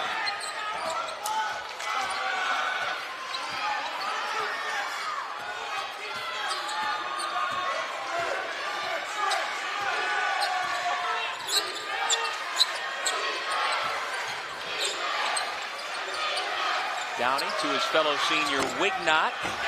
And Owen Wignott gets the friendly roll. A nice soft bounce, and much like Robbie Poole's playing with some confidence, Owen Wignott doing the same. He's only had 4 games this season in double figures, but stepping into those shots with confidence. Now just his 5th game in double figures. Big answer for the Jaspers by Kadani Brutus.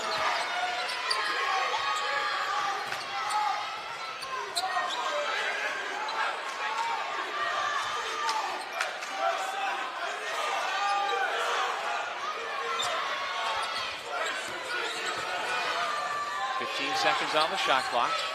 High ball screen by Anasicki. Himes into traffic and a travel. Yeah, good call. He got himself too deep, no place to go.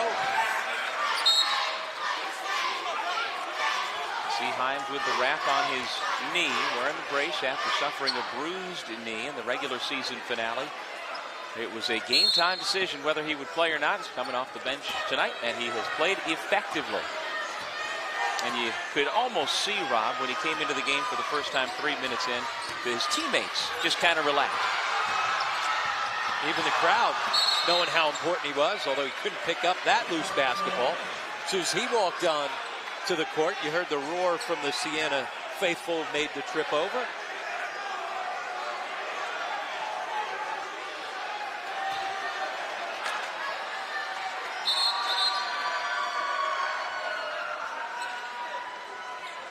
Officials will confer.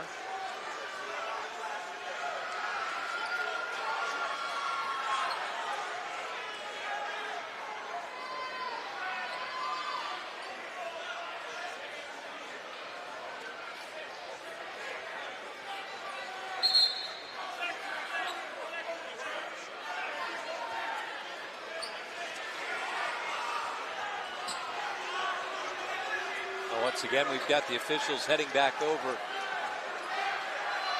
to the monitor. It was a scramble situation. You see the shot clock was reset to 35. The question as to whether or not it should have been reset.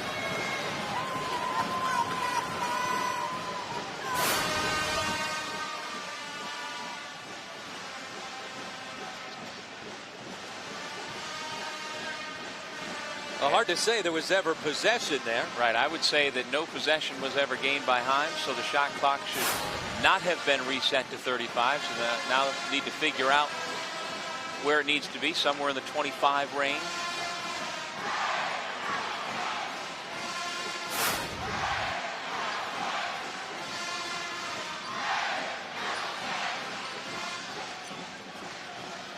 One, two.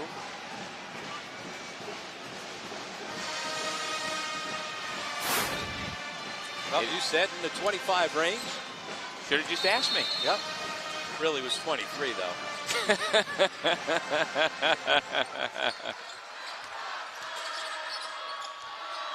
Brutus somehow finds his teammate, but Ramel Brown couldn't finish. Here comes Anasicki on the leak out. Beeman gets back and ultimately lets him go. Yeah, Beeman slid there. He looked like he was going to try to go challenge. Ball rolled around and finally went in for Anasicki. Just his 2nd field goal of the game. Downey blocking foul. 3rd foul on number 3. Now what is Downey arguing there? Why does he think he didn't commit a foul there? Because players never think they commit a foul. Just thought maybe I was missing something. He had such conviction that time. Brutus, tough shot. Nice rebound by Brown. That's the way to clean it up on the offensive glass by Ramel Brown. Back to a 5-point ball game.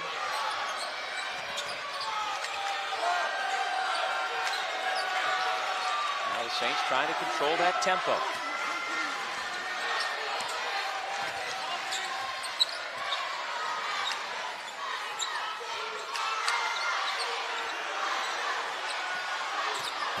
Wignot uses the screen, but missed the two-point shot badly.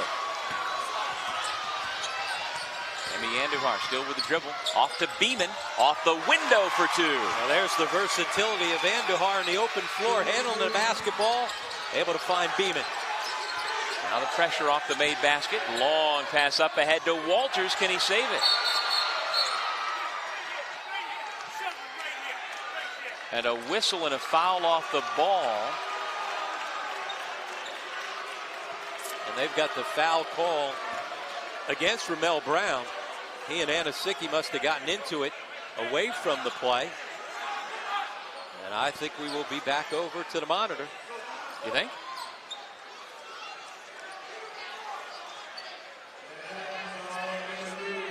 Gary Pacino was trailing the play, and he came in running in there with the vengeance. He saw something happen outside of the action that was around the basketball. I was watching to see whether or not Brandon Walters was going to stay in bounds with those big feet, and I'm surprised he went out of bounds.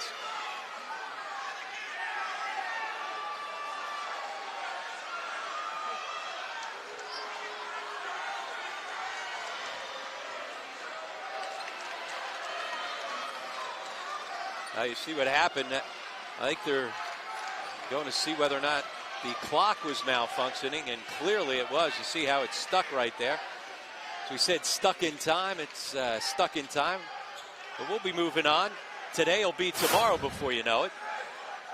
Another 15 minutes or so. The witching hour is coming.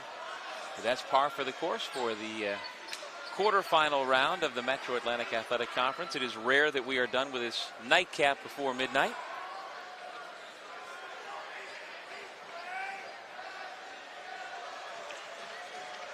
The Associate Commissioner of the MAAC, Ken Taylor, is the man over there in front of the monitor. You also see Bob Burns from Manhattan College sitting to the right on that last shot we had. Meanwhile, the two head coaches have plenty of opportunity to discuss things with their assistant coaches, with their players, people in the stands. They come over here.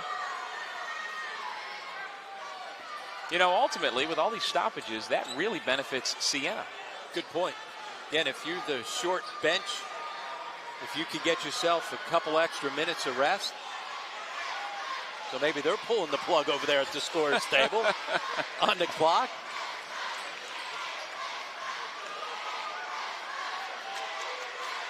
I wouldn't be surprised if that's what's lit the fuse under Steve Masiello.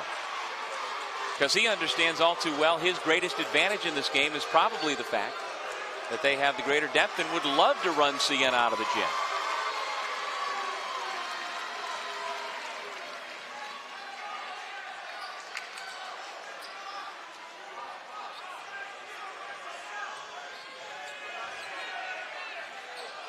And now we will have another conference with the two head coaches, while Ramel Brown receives some treatment on that right knee.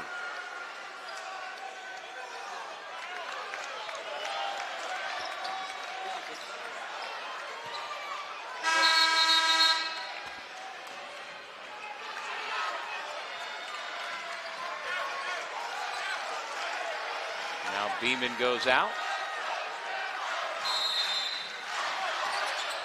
And Cates has come back in for the Jaspers. Walters at the high post. Out there with Downey, Himes, Anasicki, and Poole. The Jaspers have Brutus, Koita, Collinette, Andujar, and Cates. Robbie Poole on the turnaround, and the rebound grabbed by Koita. 8 minutes into the second half. Manhattan with the basketball down by 3. Andujar Has the pass come back to him, and he is fouled. And so Andujar will be shooting free throws when we come back. 55-52, Siena with a 3-point lead, trying to reach the MAAC semifinals.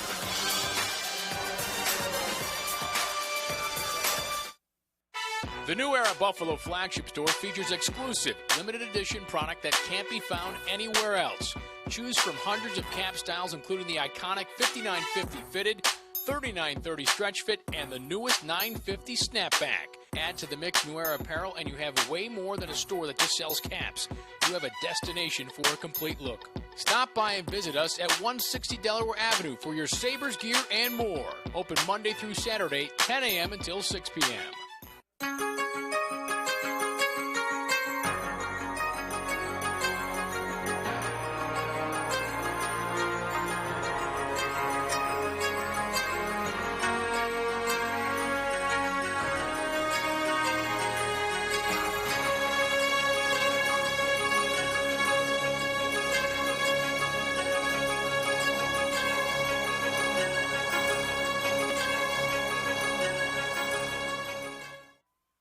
The Metro Atlantic Athletic Conference has provided thrills and excitement to college basketball fans for over 30 years. Now you can get an inside look at the league schools and its student athletes by visiting the MAAC Experience at the Naismith Memorial Basketball Hall of Fame in Springfield, Massachusetts. Check out the MAAC's rich history and be sure to take in the featured video, A Day in the Life of a MAAC Student Athlete.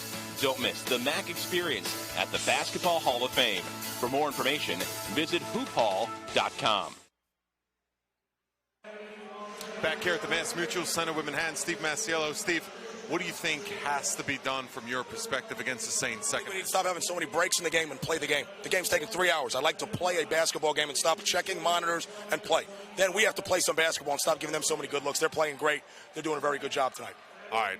Good luck, Coach. In the second half, back to you guys. Steve Masiello all fired up about the many breaks in the game. Absolutely, Vin Parisi. And that has been evident. We have had a number of stoppages here in the second half. That's what he's referencing as the officials check one thing or another at the monitor. MAAC.TV is the official broadband network of the Metro Atlantic Athletic Conference. The portal includes live content from Canisius, Iona, Manhattan, Marist, Ryder, and St. Peter's, plus MAAC championship events. Visit MAAC.TV/register to sign up now.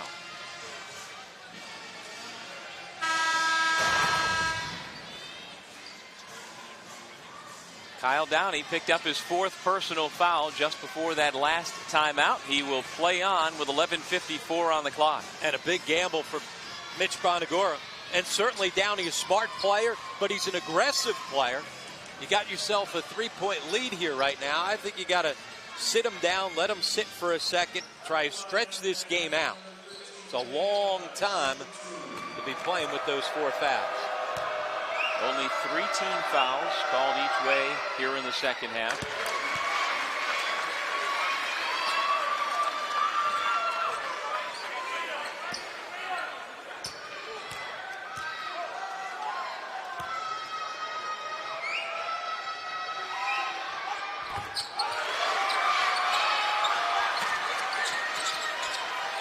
(55-54), Siena's lead back down to 1.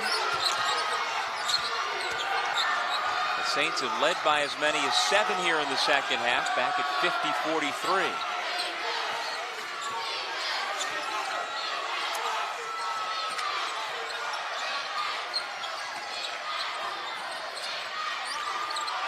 Anasicki backing his way into the paint, turns and shoots. A good solid defense by Collinet to hold his ground. Better offense on the finish by Anasicki.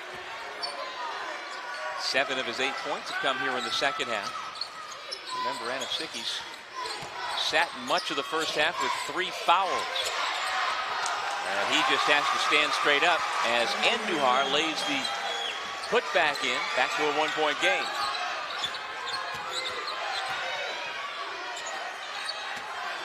Andujar now has 6 points for Manhattan.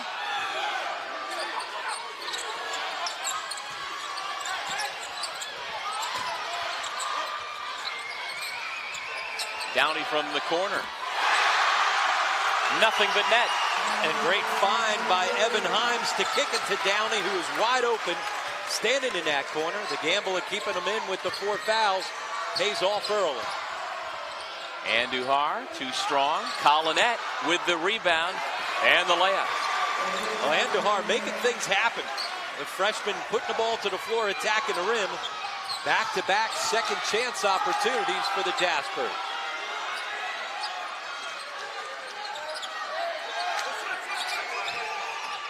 Siena's turned the ball over 12 times here tonight, but by and large, I feel like they've handled Manhattan's pressure pretty well. Rob Poole for 2 more. And he's one of the guys who has helped them handle the pressure. 16 points now for Rob Poole, his career high. On 7 of 12 shooting from the field. Koita left alone, and he buries the shot from 15. A lot of times it's Beeman that finds himself at the high post against the zone. That time Koita wide open. Wignot. And it's Collinette called for the foul.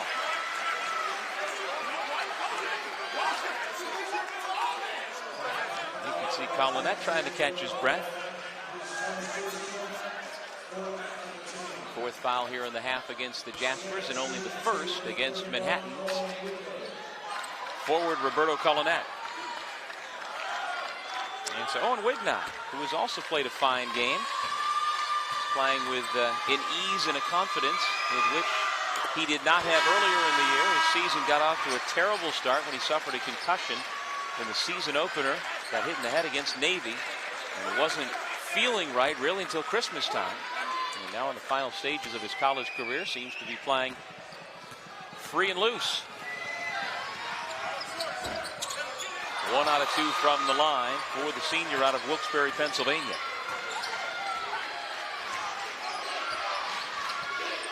It's been a while since they've found Beeman, but he's been able to find a couple of teammates. That time Brown on the duck in, wide open with the deep post up.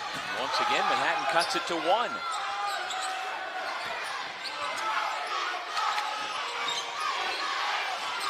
to get the ball out of that corner. Manhattan will trap you if you keep it down there.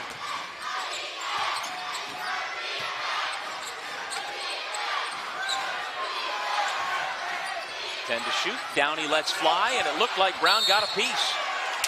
The defensive player of the year in the conference, and the MAAC's top shot blocker gets a piece of the shot by Downey.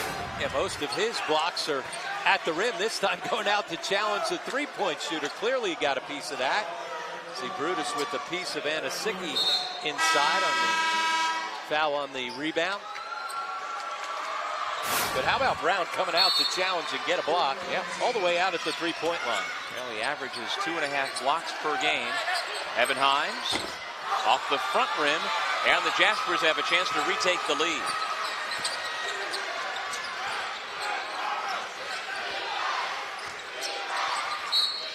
Wignot kicked the ball. It'll be Manhattan ball on the baseline with 26 on the shot clock. And now Brandon Walters will replace Odi Anasicki. Walters has played extremely well. And Anasicki with a solid run here in the second half will get a break. It looks like he needs it. He looked like he was a little winded. Remember, you've got the media timeout coming at the next dead ball underneath the 8-minute mark. That's an opportunity to allow him to sit down for a couple extra seconds.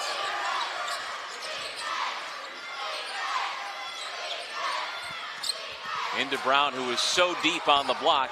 Easy, too, to put Manhattan back on top. And he's so deep because he's sitting down back in the defender, almost out of bounds.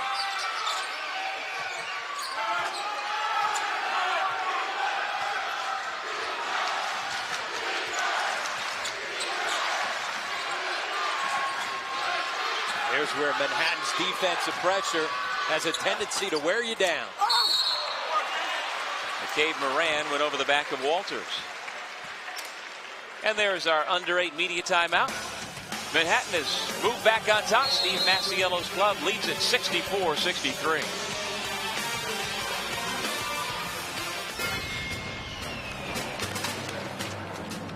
It's the playoffs. We haven't served a single calorie all season, and we're not serving one now. If you can't handle it, go sell foam fingers in the parking lot. How many calories are you carrying? 0! How much Pepsi taste? Now get out there and make me proud. Pepsi Max, 0 calories, maximum Pepsi taste. You can't predict the future, but with the right education, you can be prepared. When you evolve as a person, develop mind, body, and spirit, adopt new perspectives, and adapt to your surroundings, strong truths will follow. Truths that will guide you for the rest of your life. Loyola University, Maryland. Strong truths, well lived. When every moment matters and a hand reaches out. When someone gives blood and a life is saved. That moment when heartbreak turns to hope. You're there through the American Red Cross. Every day, the Red Cross responds to nearly 200 neighborhood emergencies. And your support makes it possible. Use this moment to join us today. Visit redcross.org. Welcome back to Springfield, Massachusetts. 64-63. The Jaspers of Manhattan have just surged back in front. But Rob Poole has been playing extremely well for the Saints. In a starting role tonight, he's got 16 points. And as we said, playing with a ton of confidence, putting the ball to the floor, attacking the rim. He's helped them handle the defensive pressure that Manhattan keeps throwing at him. And as well, doing what he does best, stepping in. He's got a terrific stroke. Wise been off to this good start. 16 points so far, as he now gets himself a much-deserved rest. Yep. Career high, 16 points. His previous career high was 15 against Ryder back on January 27th. Brandon Walters nearing his career high, as is Owen Wignott.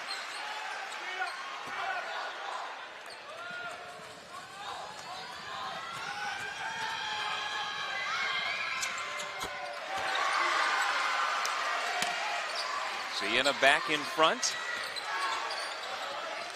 Walters now has matched his career high of 15. Pressure broken, and Beeman throws it down. He got the ball in the middle of the floor, went in attack, just his 4th points here in this second half. Remember, he was a perfect 5 of 5 in the first half from beyond the arc.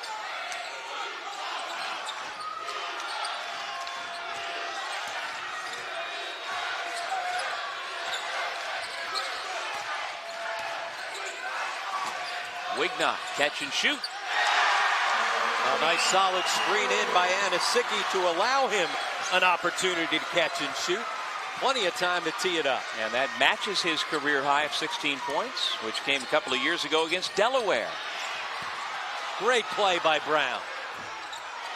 And there he is on the putback. Wow, what a tremendous individual effort by Ramel Brown. His nickname Superman.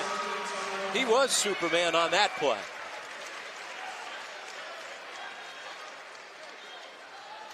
We'll take a break with 6:56 remaining in the second.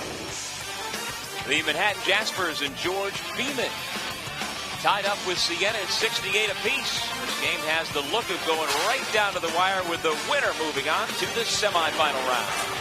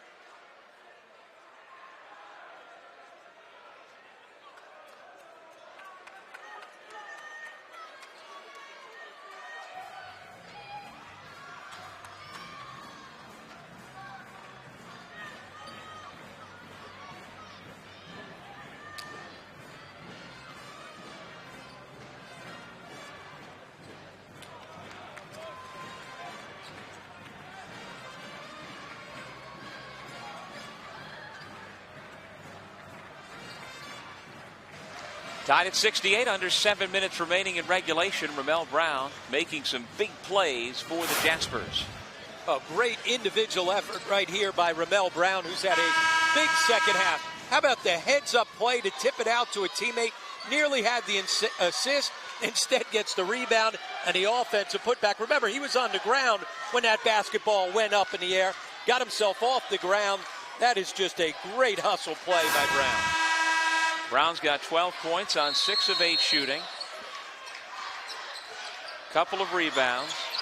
And more importantly, he's helped the Jaspers tie the ball game up at 68. And there's a steal by Beeman. Blocking foul by Himes and a chance for 3. A good call. We talked about it all the time, how that defensive pressure is relentless for Manhattan. Wants to wear you down as the game starts wearing down. Turnover in the backcourt, the deflection, and then Beeman just attacks the rim as Himes slides under. Good call.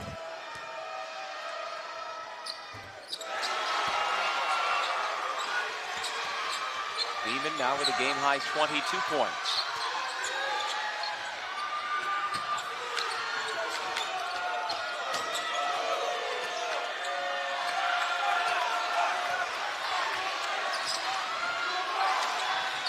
Siena with the basketball, down by 3.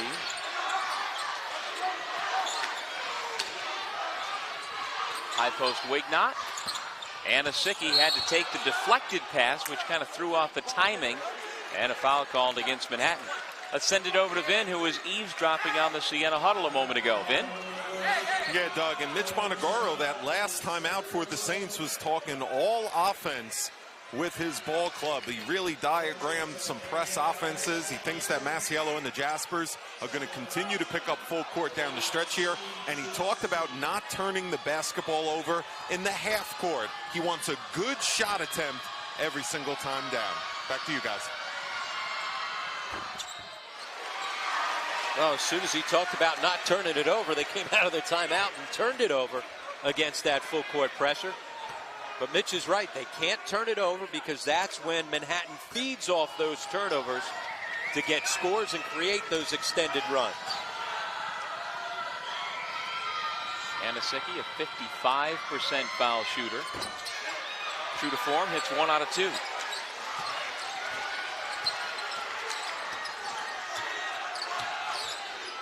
And a good Sunday morning to you from the Mass Mutual Center in Springfield, Mass. Himes with the takeaway at the witching hour. Pass was at the foot of one of the Jaspers, and then the tie-up called as Brutus and Anasicki got tangled up. Well, Mitch talked about not turning the basketball over in the half court. The second time we've seen Himes get too deep into the paint with nothing happening. Siena lucky to retain possession off the held ball. Well, you know, Rob, all year for the Saints, it's been the big three of Anasicki, Downey, and Himes. Anasicki averages 15 a game. Himes averages 14, Downey 13. But it's been the little three, if you will. Wignot, Walters, and Poole, each with their career highs in this ball game tonight.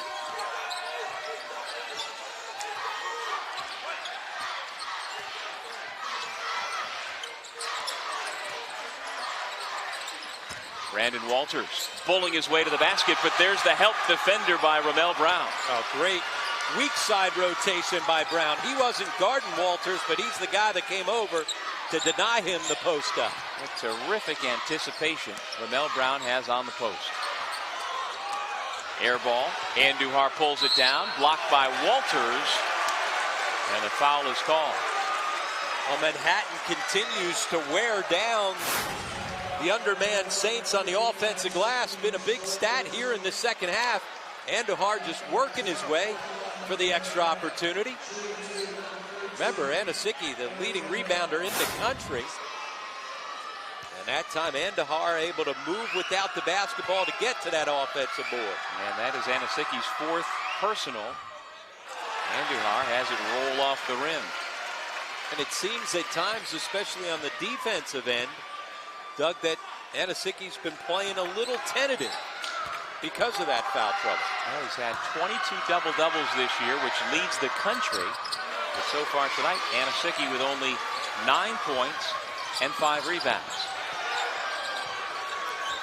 Andujar got 1 out of 2 from the foul line. The lead back to 3. There goes Anosicki strong to the hoop. And Brown comes away with a rebound. I tell you what, he has just done a terrific job, especially late in his second half.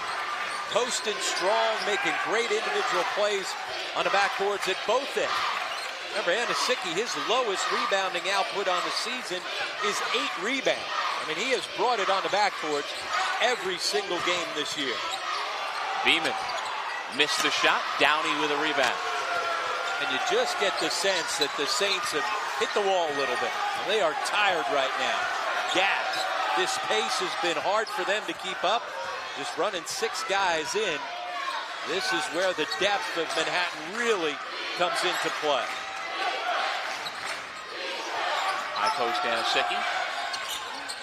Downey for 3. And there's the tired legs. You start coming up short on those outside shots. Koita fouled on the shot. And if it's on Downey, that's his 5th. Well, Koita putting pressure on Downey. Downey reached in. I'm not sure if that was on Downey on the reach in.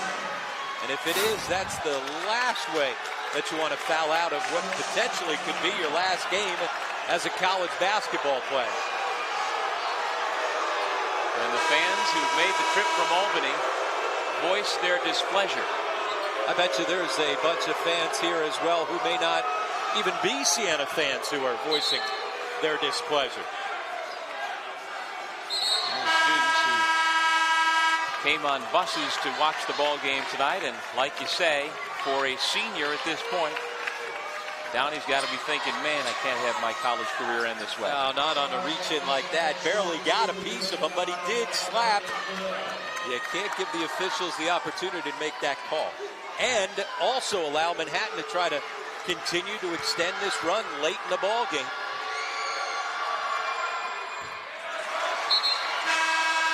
But all these factors piled against you. You only have 6 guys, basically. You got a Manhattan team that really makes it difficult for you. I mean, they come after you and put pressure on you defensively for the full 40 minutes. And then remember, it's past midnight. So you got to be a little tired. I mean, those are a lot of factors coming in when you start getting tired late in the ball game. It's amazing. The NCAA mandates that during the summer, where there's no school or anything else, that AAU basketball games can't start after 10 o'clock.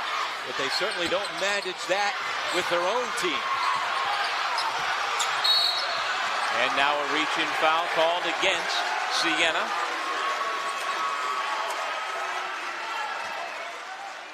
We'll take a break and come back.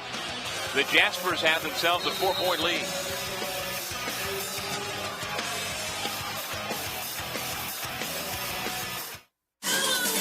Welcome to the edge. For the glory of the Division I MAAC Men's and Women's Basketball Championships. March 1st through the 5th at Mass Mutual Center in Springfield. Action guaranteed to have you on the edge of your seat.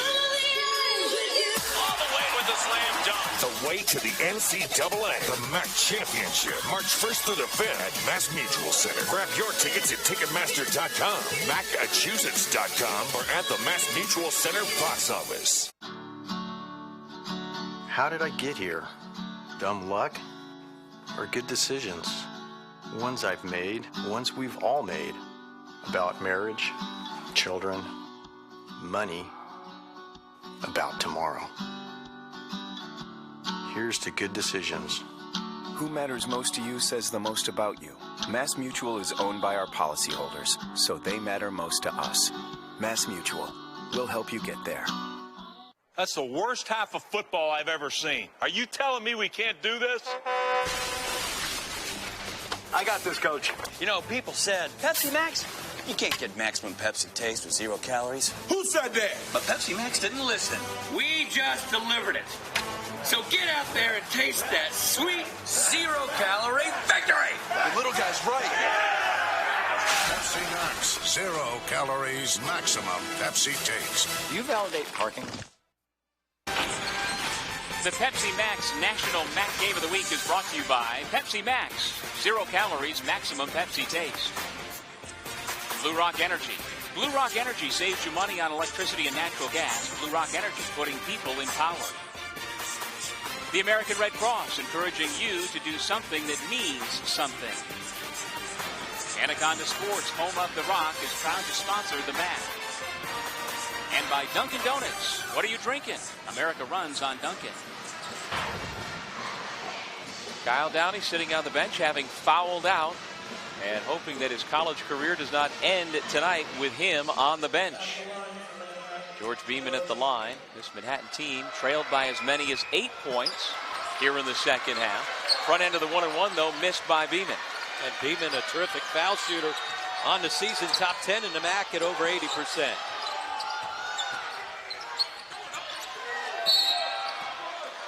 Reach-in foul against Beeman. And you'd say, wow, bad foul, but not necessarily when it sends Anasicki to the line with the 1-and-1 situation. I think it was a frustration foul carried over from the miss at the other end for Beeman, but he did foul the right guy. Foul number 3 on Beeman and number 8 on the Jaspers.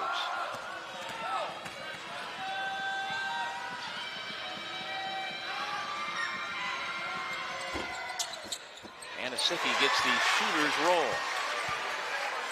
See right there fixing the net as if that had something to do with it. He shoots it so flat that he doesn't really give himself enough of a chance. You got to get some arc on the basketball.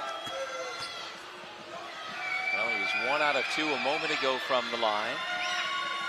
Another line drive. This one finds its way through. And when it finds its way through, they'll take it. As you said, this game has had the feeling for a long time that it was going to come down to the last couple of possessions, and that's exactly where we are.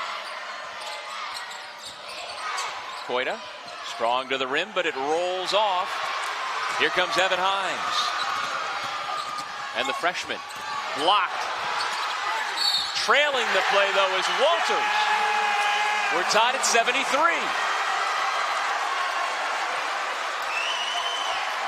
How about the effort all game long from Brandon Walters? He is having a career game. Himes, he's the one guy that's not going to be tired. He's just so darn quick with the basketball. Brown able to keep it alive as he and Anasicki get tangled up. I think he's a little happy. Well, Walters is another one of the seniors. He, Wignott, and Downey facing the possible ends of their college career if they don't pull this one out. Brown continues to carve great space inside. Meanwhile, you see Beeman now has 4 personal fouls, traveling against the Jaspers. Manhattan is playing without its floor general, Michael Alvarado, the sophomore point guard, out with an eye injury. Under 3 minutes to go now in regulation.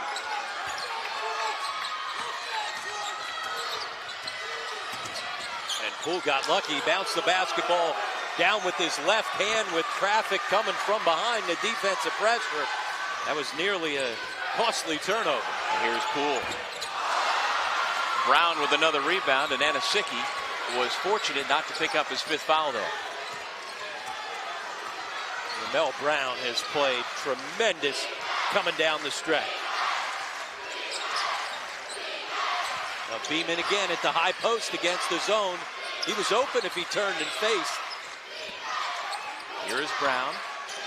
Kadani Brutus, an air ball. Anasicki telling Himes, slow it down. Hey, let me get up there because I'm exhausted at this point in time. But as well, you want to try to extend the game here, shorten the possessions if you're the Saints.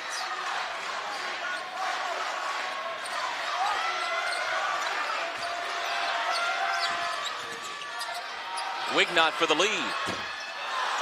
And Andujar clears the rebound.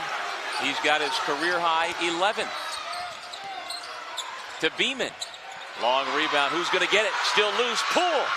Up ahead to Anasicki. And again, Odi Anasicki says slow it down. Well, if you could have caught it on a clean catch and maybe had a breakaway, fine. But if not, Smart play to back it back out. How about the noise in the building at almost 12:15 in the morning? Yeah, both sides. Manhattan fans on their feet, as well as the Siena St. fans.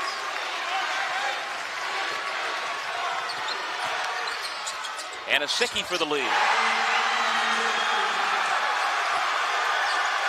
Big bucket. You got to ride your star player coming down the stretch, and certainly Odi Anosike, their first team All-MAAC selection, is the Saints star, and he delivered. Well, 12 of his 13 points have come since halftime. Well, able to face up on the spin. Isolation. Brown came over with the weak side help to challenge it, but got there just a little late. Has a good size advantage against Beeman. Remember, Beeman with the 4 fouls, forced to back out, maybe not be as aggressive defensively to challenge. Foul problems for both these teams have certainly been a factor. And there he is once again getting up to that low mark of the season, 8 rebounds. It's amazing how consistent, Doug, he's been on the backboards all year long. That's how you lead the nation in rebounding at 12.9 per game on the season. Anosike's a junior from Staten Island, the younger brother of Nikki Anosike, former women's college basketball All-American at the University of Tennessee. And Doug, on the last possession on this end, George Beeman found himself wide open at the high post with his own defense and didn't turn and face. Let's see if they try to put the ball in Beeman's hands again. Well, he sets the screen for Brutus. Well, set the screen, and then he was stepping out behind the three-point line. Brutus for 3. And the Jaspers are back on top. Great play by Andahar to get some dribble penetration and then kick it out. That's the easiest three-point shot straight on, coming from inside the lane. Timeout, Siena.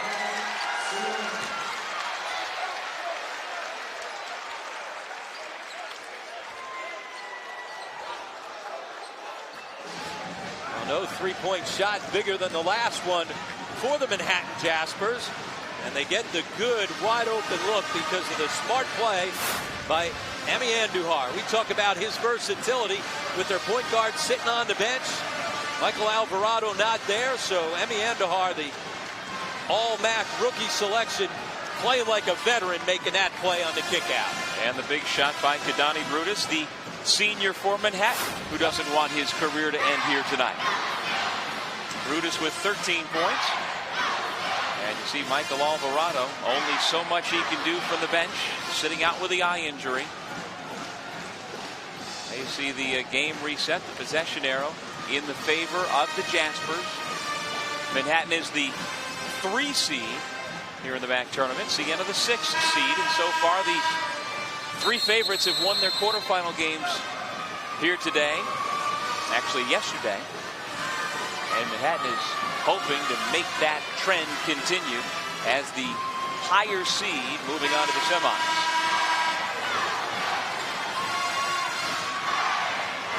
Now here at this end, if you're Siena, as we said last time, they went to their star, got the ball in Anosike's hands. The problem late in the ball game when you do that is fouls. And if you put Anosike on the line, percentages say that that's a good play. About 10 seconds difference between the game and shot clocks. Himes and Poole, a couple of freshmen in the backcourt. Out there with Wignot, Anosike, and Walters. It's Poole. Rebound, Andujar, and Wignot's got to give up the foul. Smart play. You don't get a basket, you got to give up the immediate foul. Now, Poole had a good look at it. It was a deep 3, but he's been shooting it with a lot of confidence. Again, dribble penetration sets it up, but that's a deep 3. NBA 3-foot on the line. And there again is Emi Andujar. We saw him as the point guard kicking it out. As you see down, he's sitting out. Foul troubles continue to mount. Saw the play on the drive and kick out. That time he played like the power forward, coming up with the big rebound. And the 72% foul shooter Andujar calmly hits the first, and so he will get the bonus. A chance to make it a 3-point Manhattan lead.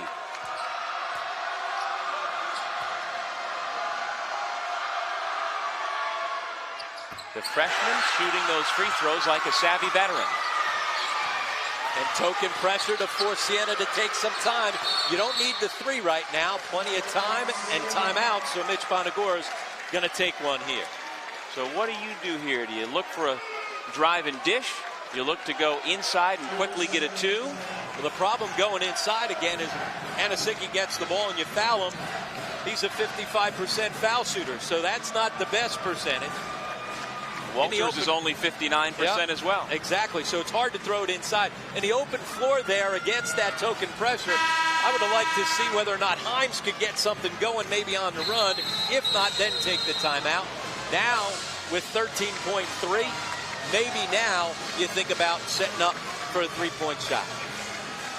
If you're Manhattan, to even consider giving up a foul. I always like it when you get late in the clock. You know, if they get it down and now all of a sudden it's inside 7-8 seconds, but whatever your philosophy is as a coach, whether or not to give her the foul or not, now you got to make sure that everybody's on the same page. You notice Beeman going to the officials, talking to him. That makes me think that they're going to give up the foul and not allow him to get off the three. Here's Wignot with the ball, back to Himes. 10 seconds left. Wignot hits the three. We're tied at 78.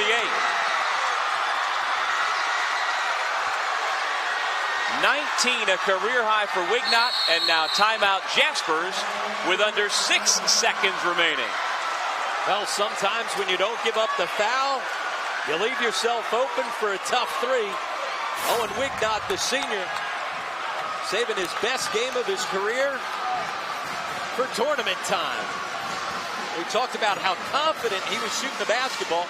He was heading the other way when that ball left his hands. All fired up.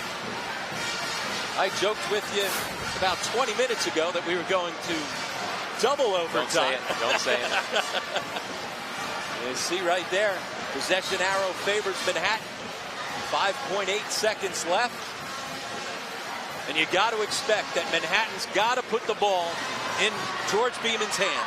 Two reasons. He's their star, but he can also make plays off the bounce. Either Andujar getting in to try to create for others, or just put it into Beeman's hands. You got 5.8 seconds left. He's been your star player all season long. He's been your star once again here tonight. Go ahead and ride it. Well, I was thinking, like you said, the second option, perhaps I would put the ball in Andujar's hands and let him make a decision with the idea to find Beeman. But I like the way Andujar makes decisions as well. So let's see which way the Jaspers play it.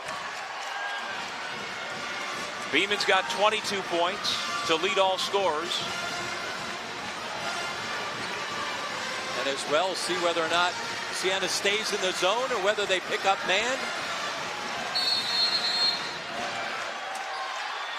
Looks like they're staying zone.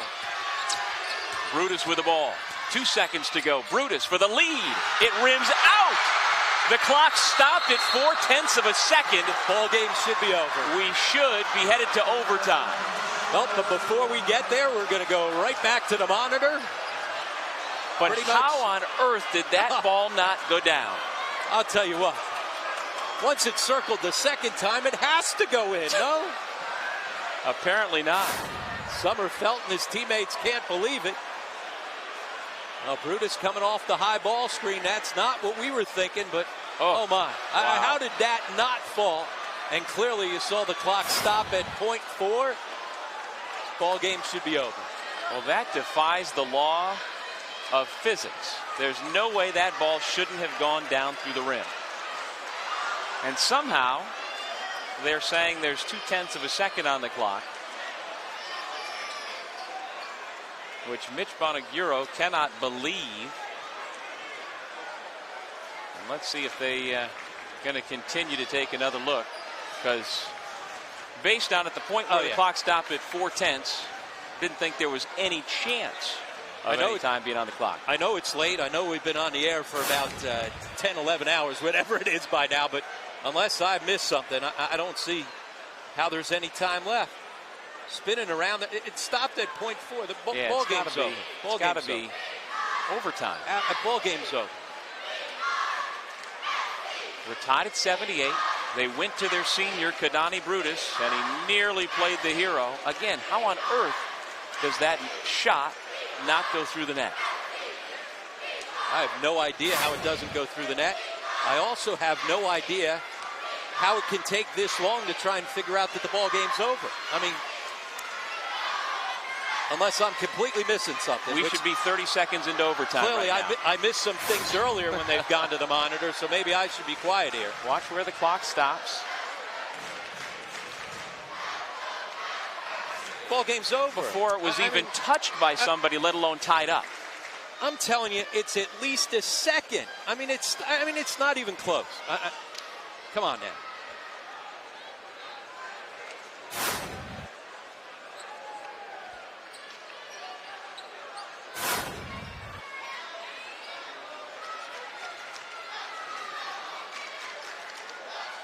Doug, help me out. Have I lost my mind? No, we should be in overtime. We should be 30 seconds into overtime. It's not even close.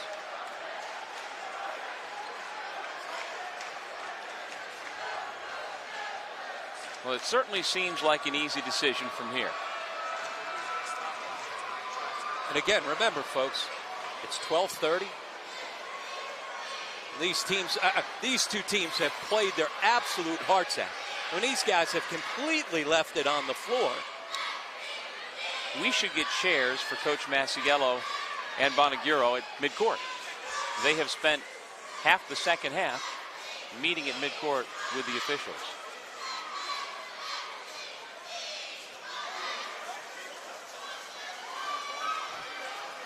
Well, nice to see them laughing together. We haven't seen that too much here tonight.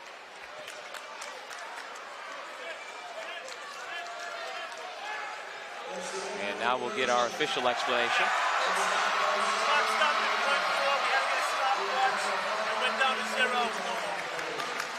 So they were verifying with a stopwatch what certainly seemed evident to the naked eye. But we are indeed now headed to overtime, tied at 78. Well, clearly, that's the right call. So let's move on. Here's how we got ourselves there in a wild regulation. Talked about both teams leaving it on the floor. The senior Brutus knocking down the huge three, but it was another senior at the other end that tied it up. Owen Wignott. Guys don't want their careers to end. Kadani Brutus thought he was going to end the careers of the Siena Saint seniors, but somehow that basketball did not go down, and we are headed to overtime. Keep in mind, Kyle Downey has fouled out, so the Saints are playing really with only 5 players. And Odi Anisiki has 4 personals, as does Owen Wignott. So Siena is right there on the ledge. They need to change those T-shirts. Remember how they said 7th man? They're now the 6th man because they only got 5. And remember, they've got guys in foul trouble. Same thing for Manhattan. Beeman's got 4 fouls. I'm exhausted talking about it. Imagine these guys playing through everything. So they've got to be completely gassed, and clearly the advantage has to be to Manhattan heading into overtime. A heroic effort and huge 3 by Wignott to get them into overtime. But here's where the depth of Manhattan really comes into play.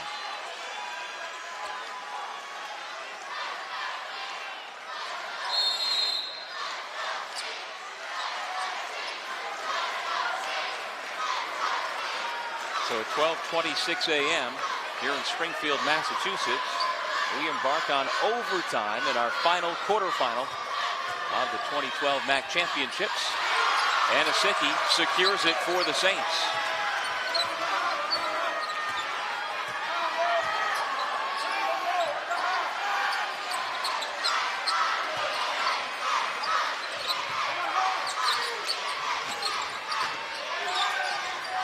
Walters in trouble, gets it to Wignott. Anisiki. And there's Walters crashing the glass again. Oh my, what an effort to not only track down that offensive rebound, but keep it high and put it right back up on the glass with his left hand. Extending his career high now to 19 points. Porter tried to give the Jaspers the lead back, couldn't do it. And this is what you're going to see from Siena. Just about every possession. Trying to figure out how they can milk this clock. and shorten the number of possessions here in overtime. Robbie Poole for three. And he was wide open, had plenty of time to tee that up. Good skip pass by Anosicki.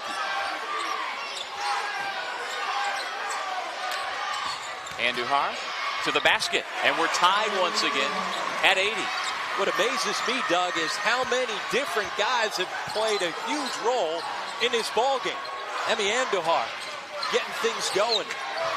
A jack of all trades, playing inside when he needs to, running the point when he needs to. Brutus hitting big shots. Brown, Beeman. I mean, both these teams, it's as if everybody has had a major role. 10 to shoot. Himes fires up a deep three that goes up and over the top of the backboard.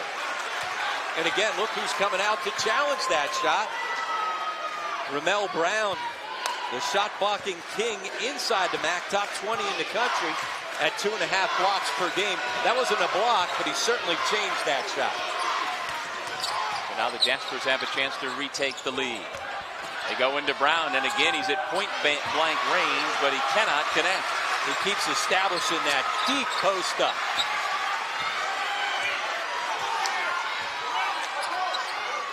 It's a war of attrition coming down the stretch. Wignot from the baseline, and the senior continues to deliver, now with 21 points. He hit the three that forced overtime, and he puts the Saints back on top 82-80. And it continues to be the little three that play big.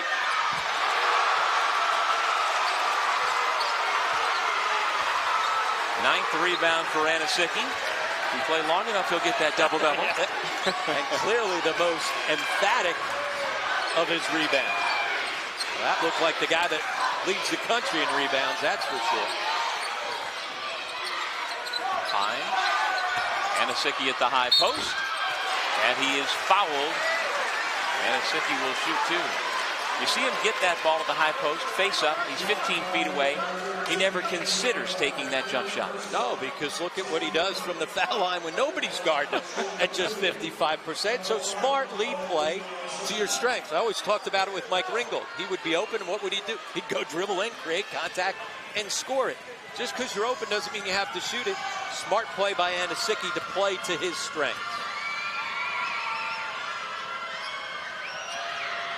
He's 5 of 8 from the line tonight. And he really 6 of 9. Sorry, Doug. He really took his time on that. Bent his knees, got his feet underneath him.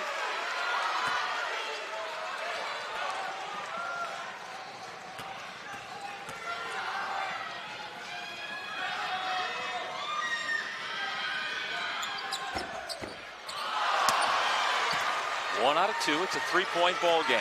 That almost looked like Brutus's shot sitting up on the rim for a few seconds. Beeman. Anosicki knocked it out of bounds. And it is Jasper's possession. McCabe Moran into the game, replacing Coita. Better three-point shooter into the game. Coita not much of a perimeter threat. Well, he's been sitting for a while. Hasn't played in a long time, it seems to me. Beeman cuts the lead to 1. That's what he can do. He can go make a play for himself off the bounce. Nice runner in the lane. Himes had it knocked away, but for the Saints, very lucky that it went to Anosicki.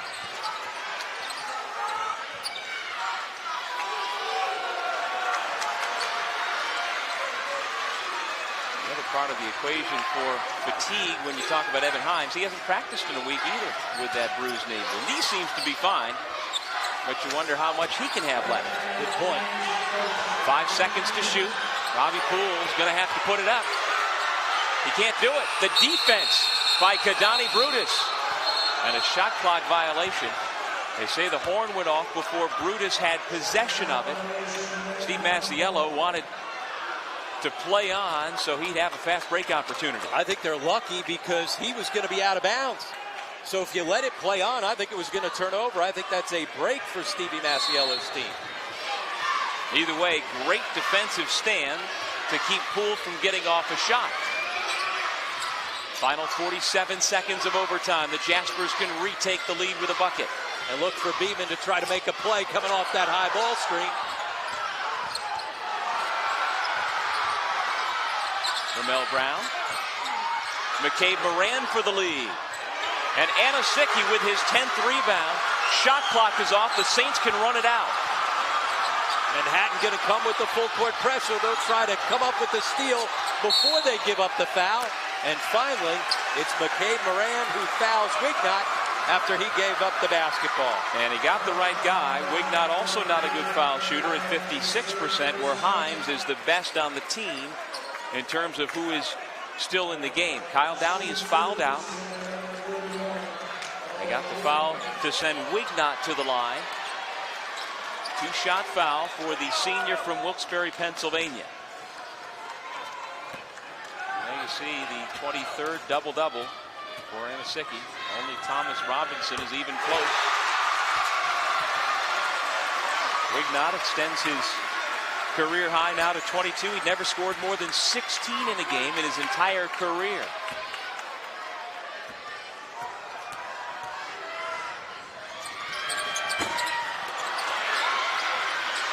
A 2 will tie it. A 3 could win it. Timeout Manhattan. You see Siena's left a lot of opportunities 15 feet away. 15 of 23 from the line. And so Manhattan now, as they go into the huddle, 15.4 seconds left. We talked about what we thought they might do in the last possession of regulation. Instead of putting the ball in Beeman's hands, they rode the senior. Brutus got a great look. It went around the rim twice, halfway down, somehow came out. Here's where you got to go back to Beeman. So last possession, able to get himself into the lane. Nice little teardrop. Let him go ahead and make a play.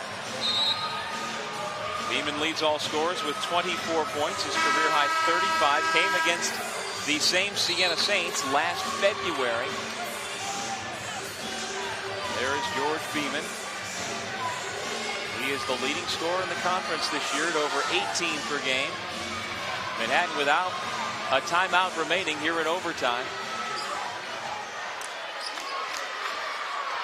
Andujar will be the inbounder with Beeman, Brown, McCabe Moran, and Brutus.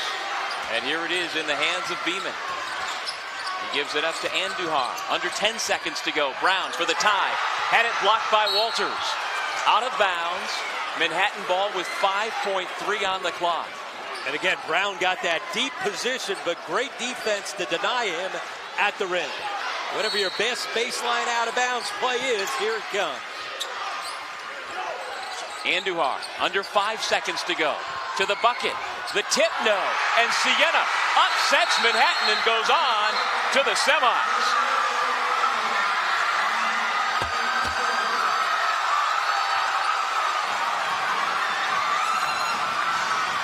Both coaches do a nice job to make sure the players don't further engage. It has been a hard-fought basketball game where we've seen technical fouls. And at this point, you just hope everybody gets to the locker room. I tell you what, you and I have done this tournament together for 10 years. That is one of the most epic games that we've seen in MAAC tournament history. I go back to a wild double overtime win by Niagara a few years ago against Ryder, and this one right up there. Came right down the stretch. They got themselves, look at the great play by Andujar to spin and attack the rim. But on both possessions, Brandon Walters coming up big on the defensive end. And so the Siena 6 get it done. How much will they have left tomorrow in the semis against Loyola? We'll find out. And there is your semifinal field. The only upset here today came moments ago in overtime. The Siena Saints improved to 14-16 on the year, and they'll play Loyola tomorrow in the semis. Send it over to Vin Parisi, standing by with the winning coach. Vin? Thanks, Doug. A very happy and victorious Mitch Bonagoro. What was the difference? This is a game we're going to remember for MAAC tournament history for a long time. And this was a classic. I mean, both teams played great. You know, the offense for both teams was phenomenal. Great intensity, great plays. Couldn't have more proud of my guys. I mean, basically with 6 guys, we played a great game. Yeah, all the challenges you face this year, what did you talk to the guys about leading into this weekend, and how does this feel moving on to the semis? Well, Vin, I really love these guys. I mean, they've been through a lot of adversity. We've been together all year. They battle, you know, and I'm so happy for them. Congratulations. It's time for the Pepsi Max play of the game. I'll tell you what, my man, is unbelievable down the stretch. What was the difference there at the end? I think our intensity, you know, we just kept pushing, we kept making shots, and, you know, you really got to look at our rebounding and our defense. We really stepped up. How does it feel to be moving on the 6th seed? You guys had a lot of challenges during the year. A lot of times people doubted what you were going to do towards the end. How's this feel? It's amazing. You know, Coach says we're resilient. We never give up, so we're just going to keep pushing. All right, good luck tomorrow. Pepsi Max play of the game, Owen Wignott. Doug, the 6th seed moves on. Indeed, Owen Wignott with a career-high 22 points. He hit 4 of 5 from beyond the arc. This for a guy shooting 27% from beyond the three-point line on the year. Had just 16 threes on the entire season coming in, but none bigger than the 3 to send this ball game into overtime. Siena somehow able to fight back. You thought clearly there was going to be an advantage to Manhattan coming down the stretch. The huge 3 there by Brutus to get them the lead. But this is the 3 that ended up forcing overtime because the terrific look at the end of regulation by Kadani Brutus somehow came out. How on earth did that not win it for the Jaspers? And then in overtime, Emi Andujar continued to play well, but the Saints made just enough plays. Including a couple of nice plays by Owen Wignott. His senior classmate Kyle Downey sitting on the bench. Here's the great defensive stop a couple of times at the rim by Brandon Walters. That was a hard-fought, exhausting game here in our finale tonight. So the Saints have exceeded their win total from a year ago. Remarkably, the Siena 6 was down to a fantastic 5 thanks to the foul out by Downey, and somehow they got it done. And don't forget, again, the turnaround from Manhattan. Stevie Masiello getting this Manhattan team to 20 wins, playing without their their sophomore point guard, Mike Alvarado. Well, congratulations to the Jaspers on a terrific year, which comes to an end in overtime. 84-82, a loss to Siena in the MAAC quarterfinals. Join us later today for our next MAAC Basketball Championship broadcast on ESPN3. We'll begin at 2 o'clock with our first men's semifinal featuring Iona, the top seed, against Fairfield, followed at 4:30 by the Siena Saints against Loyola. For Rob Kennedy and Vin Parisi and our entire crew doing yeoman's work today, I'm Doug Sherman saying so long from Springfield, Massachusetts. See you tomorrow.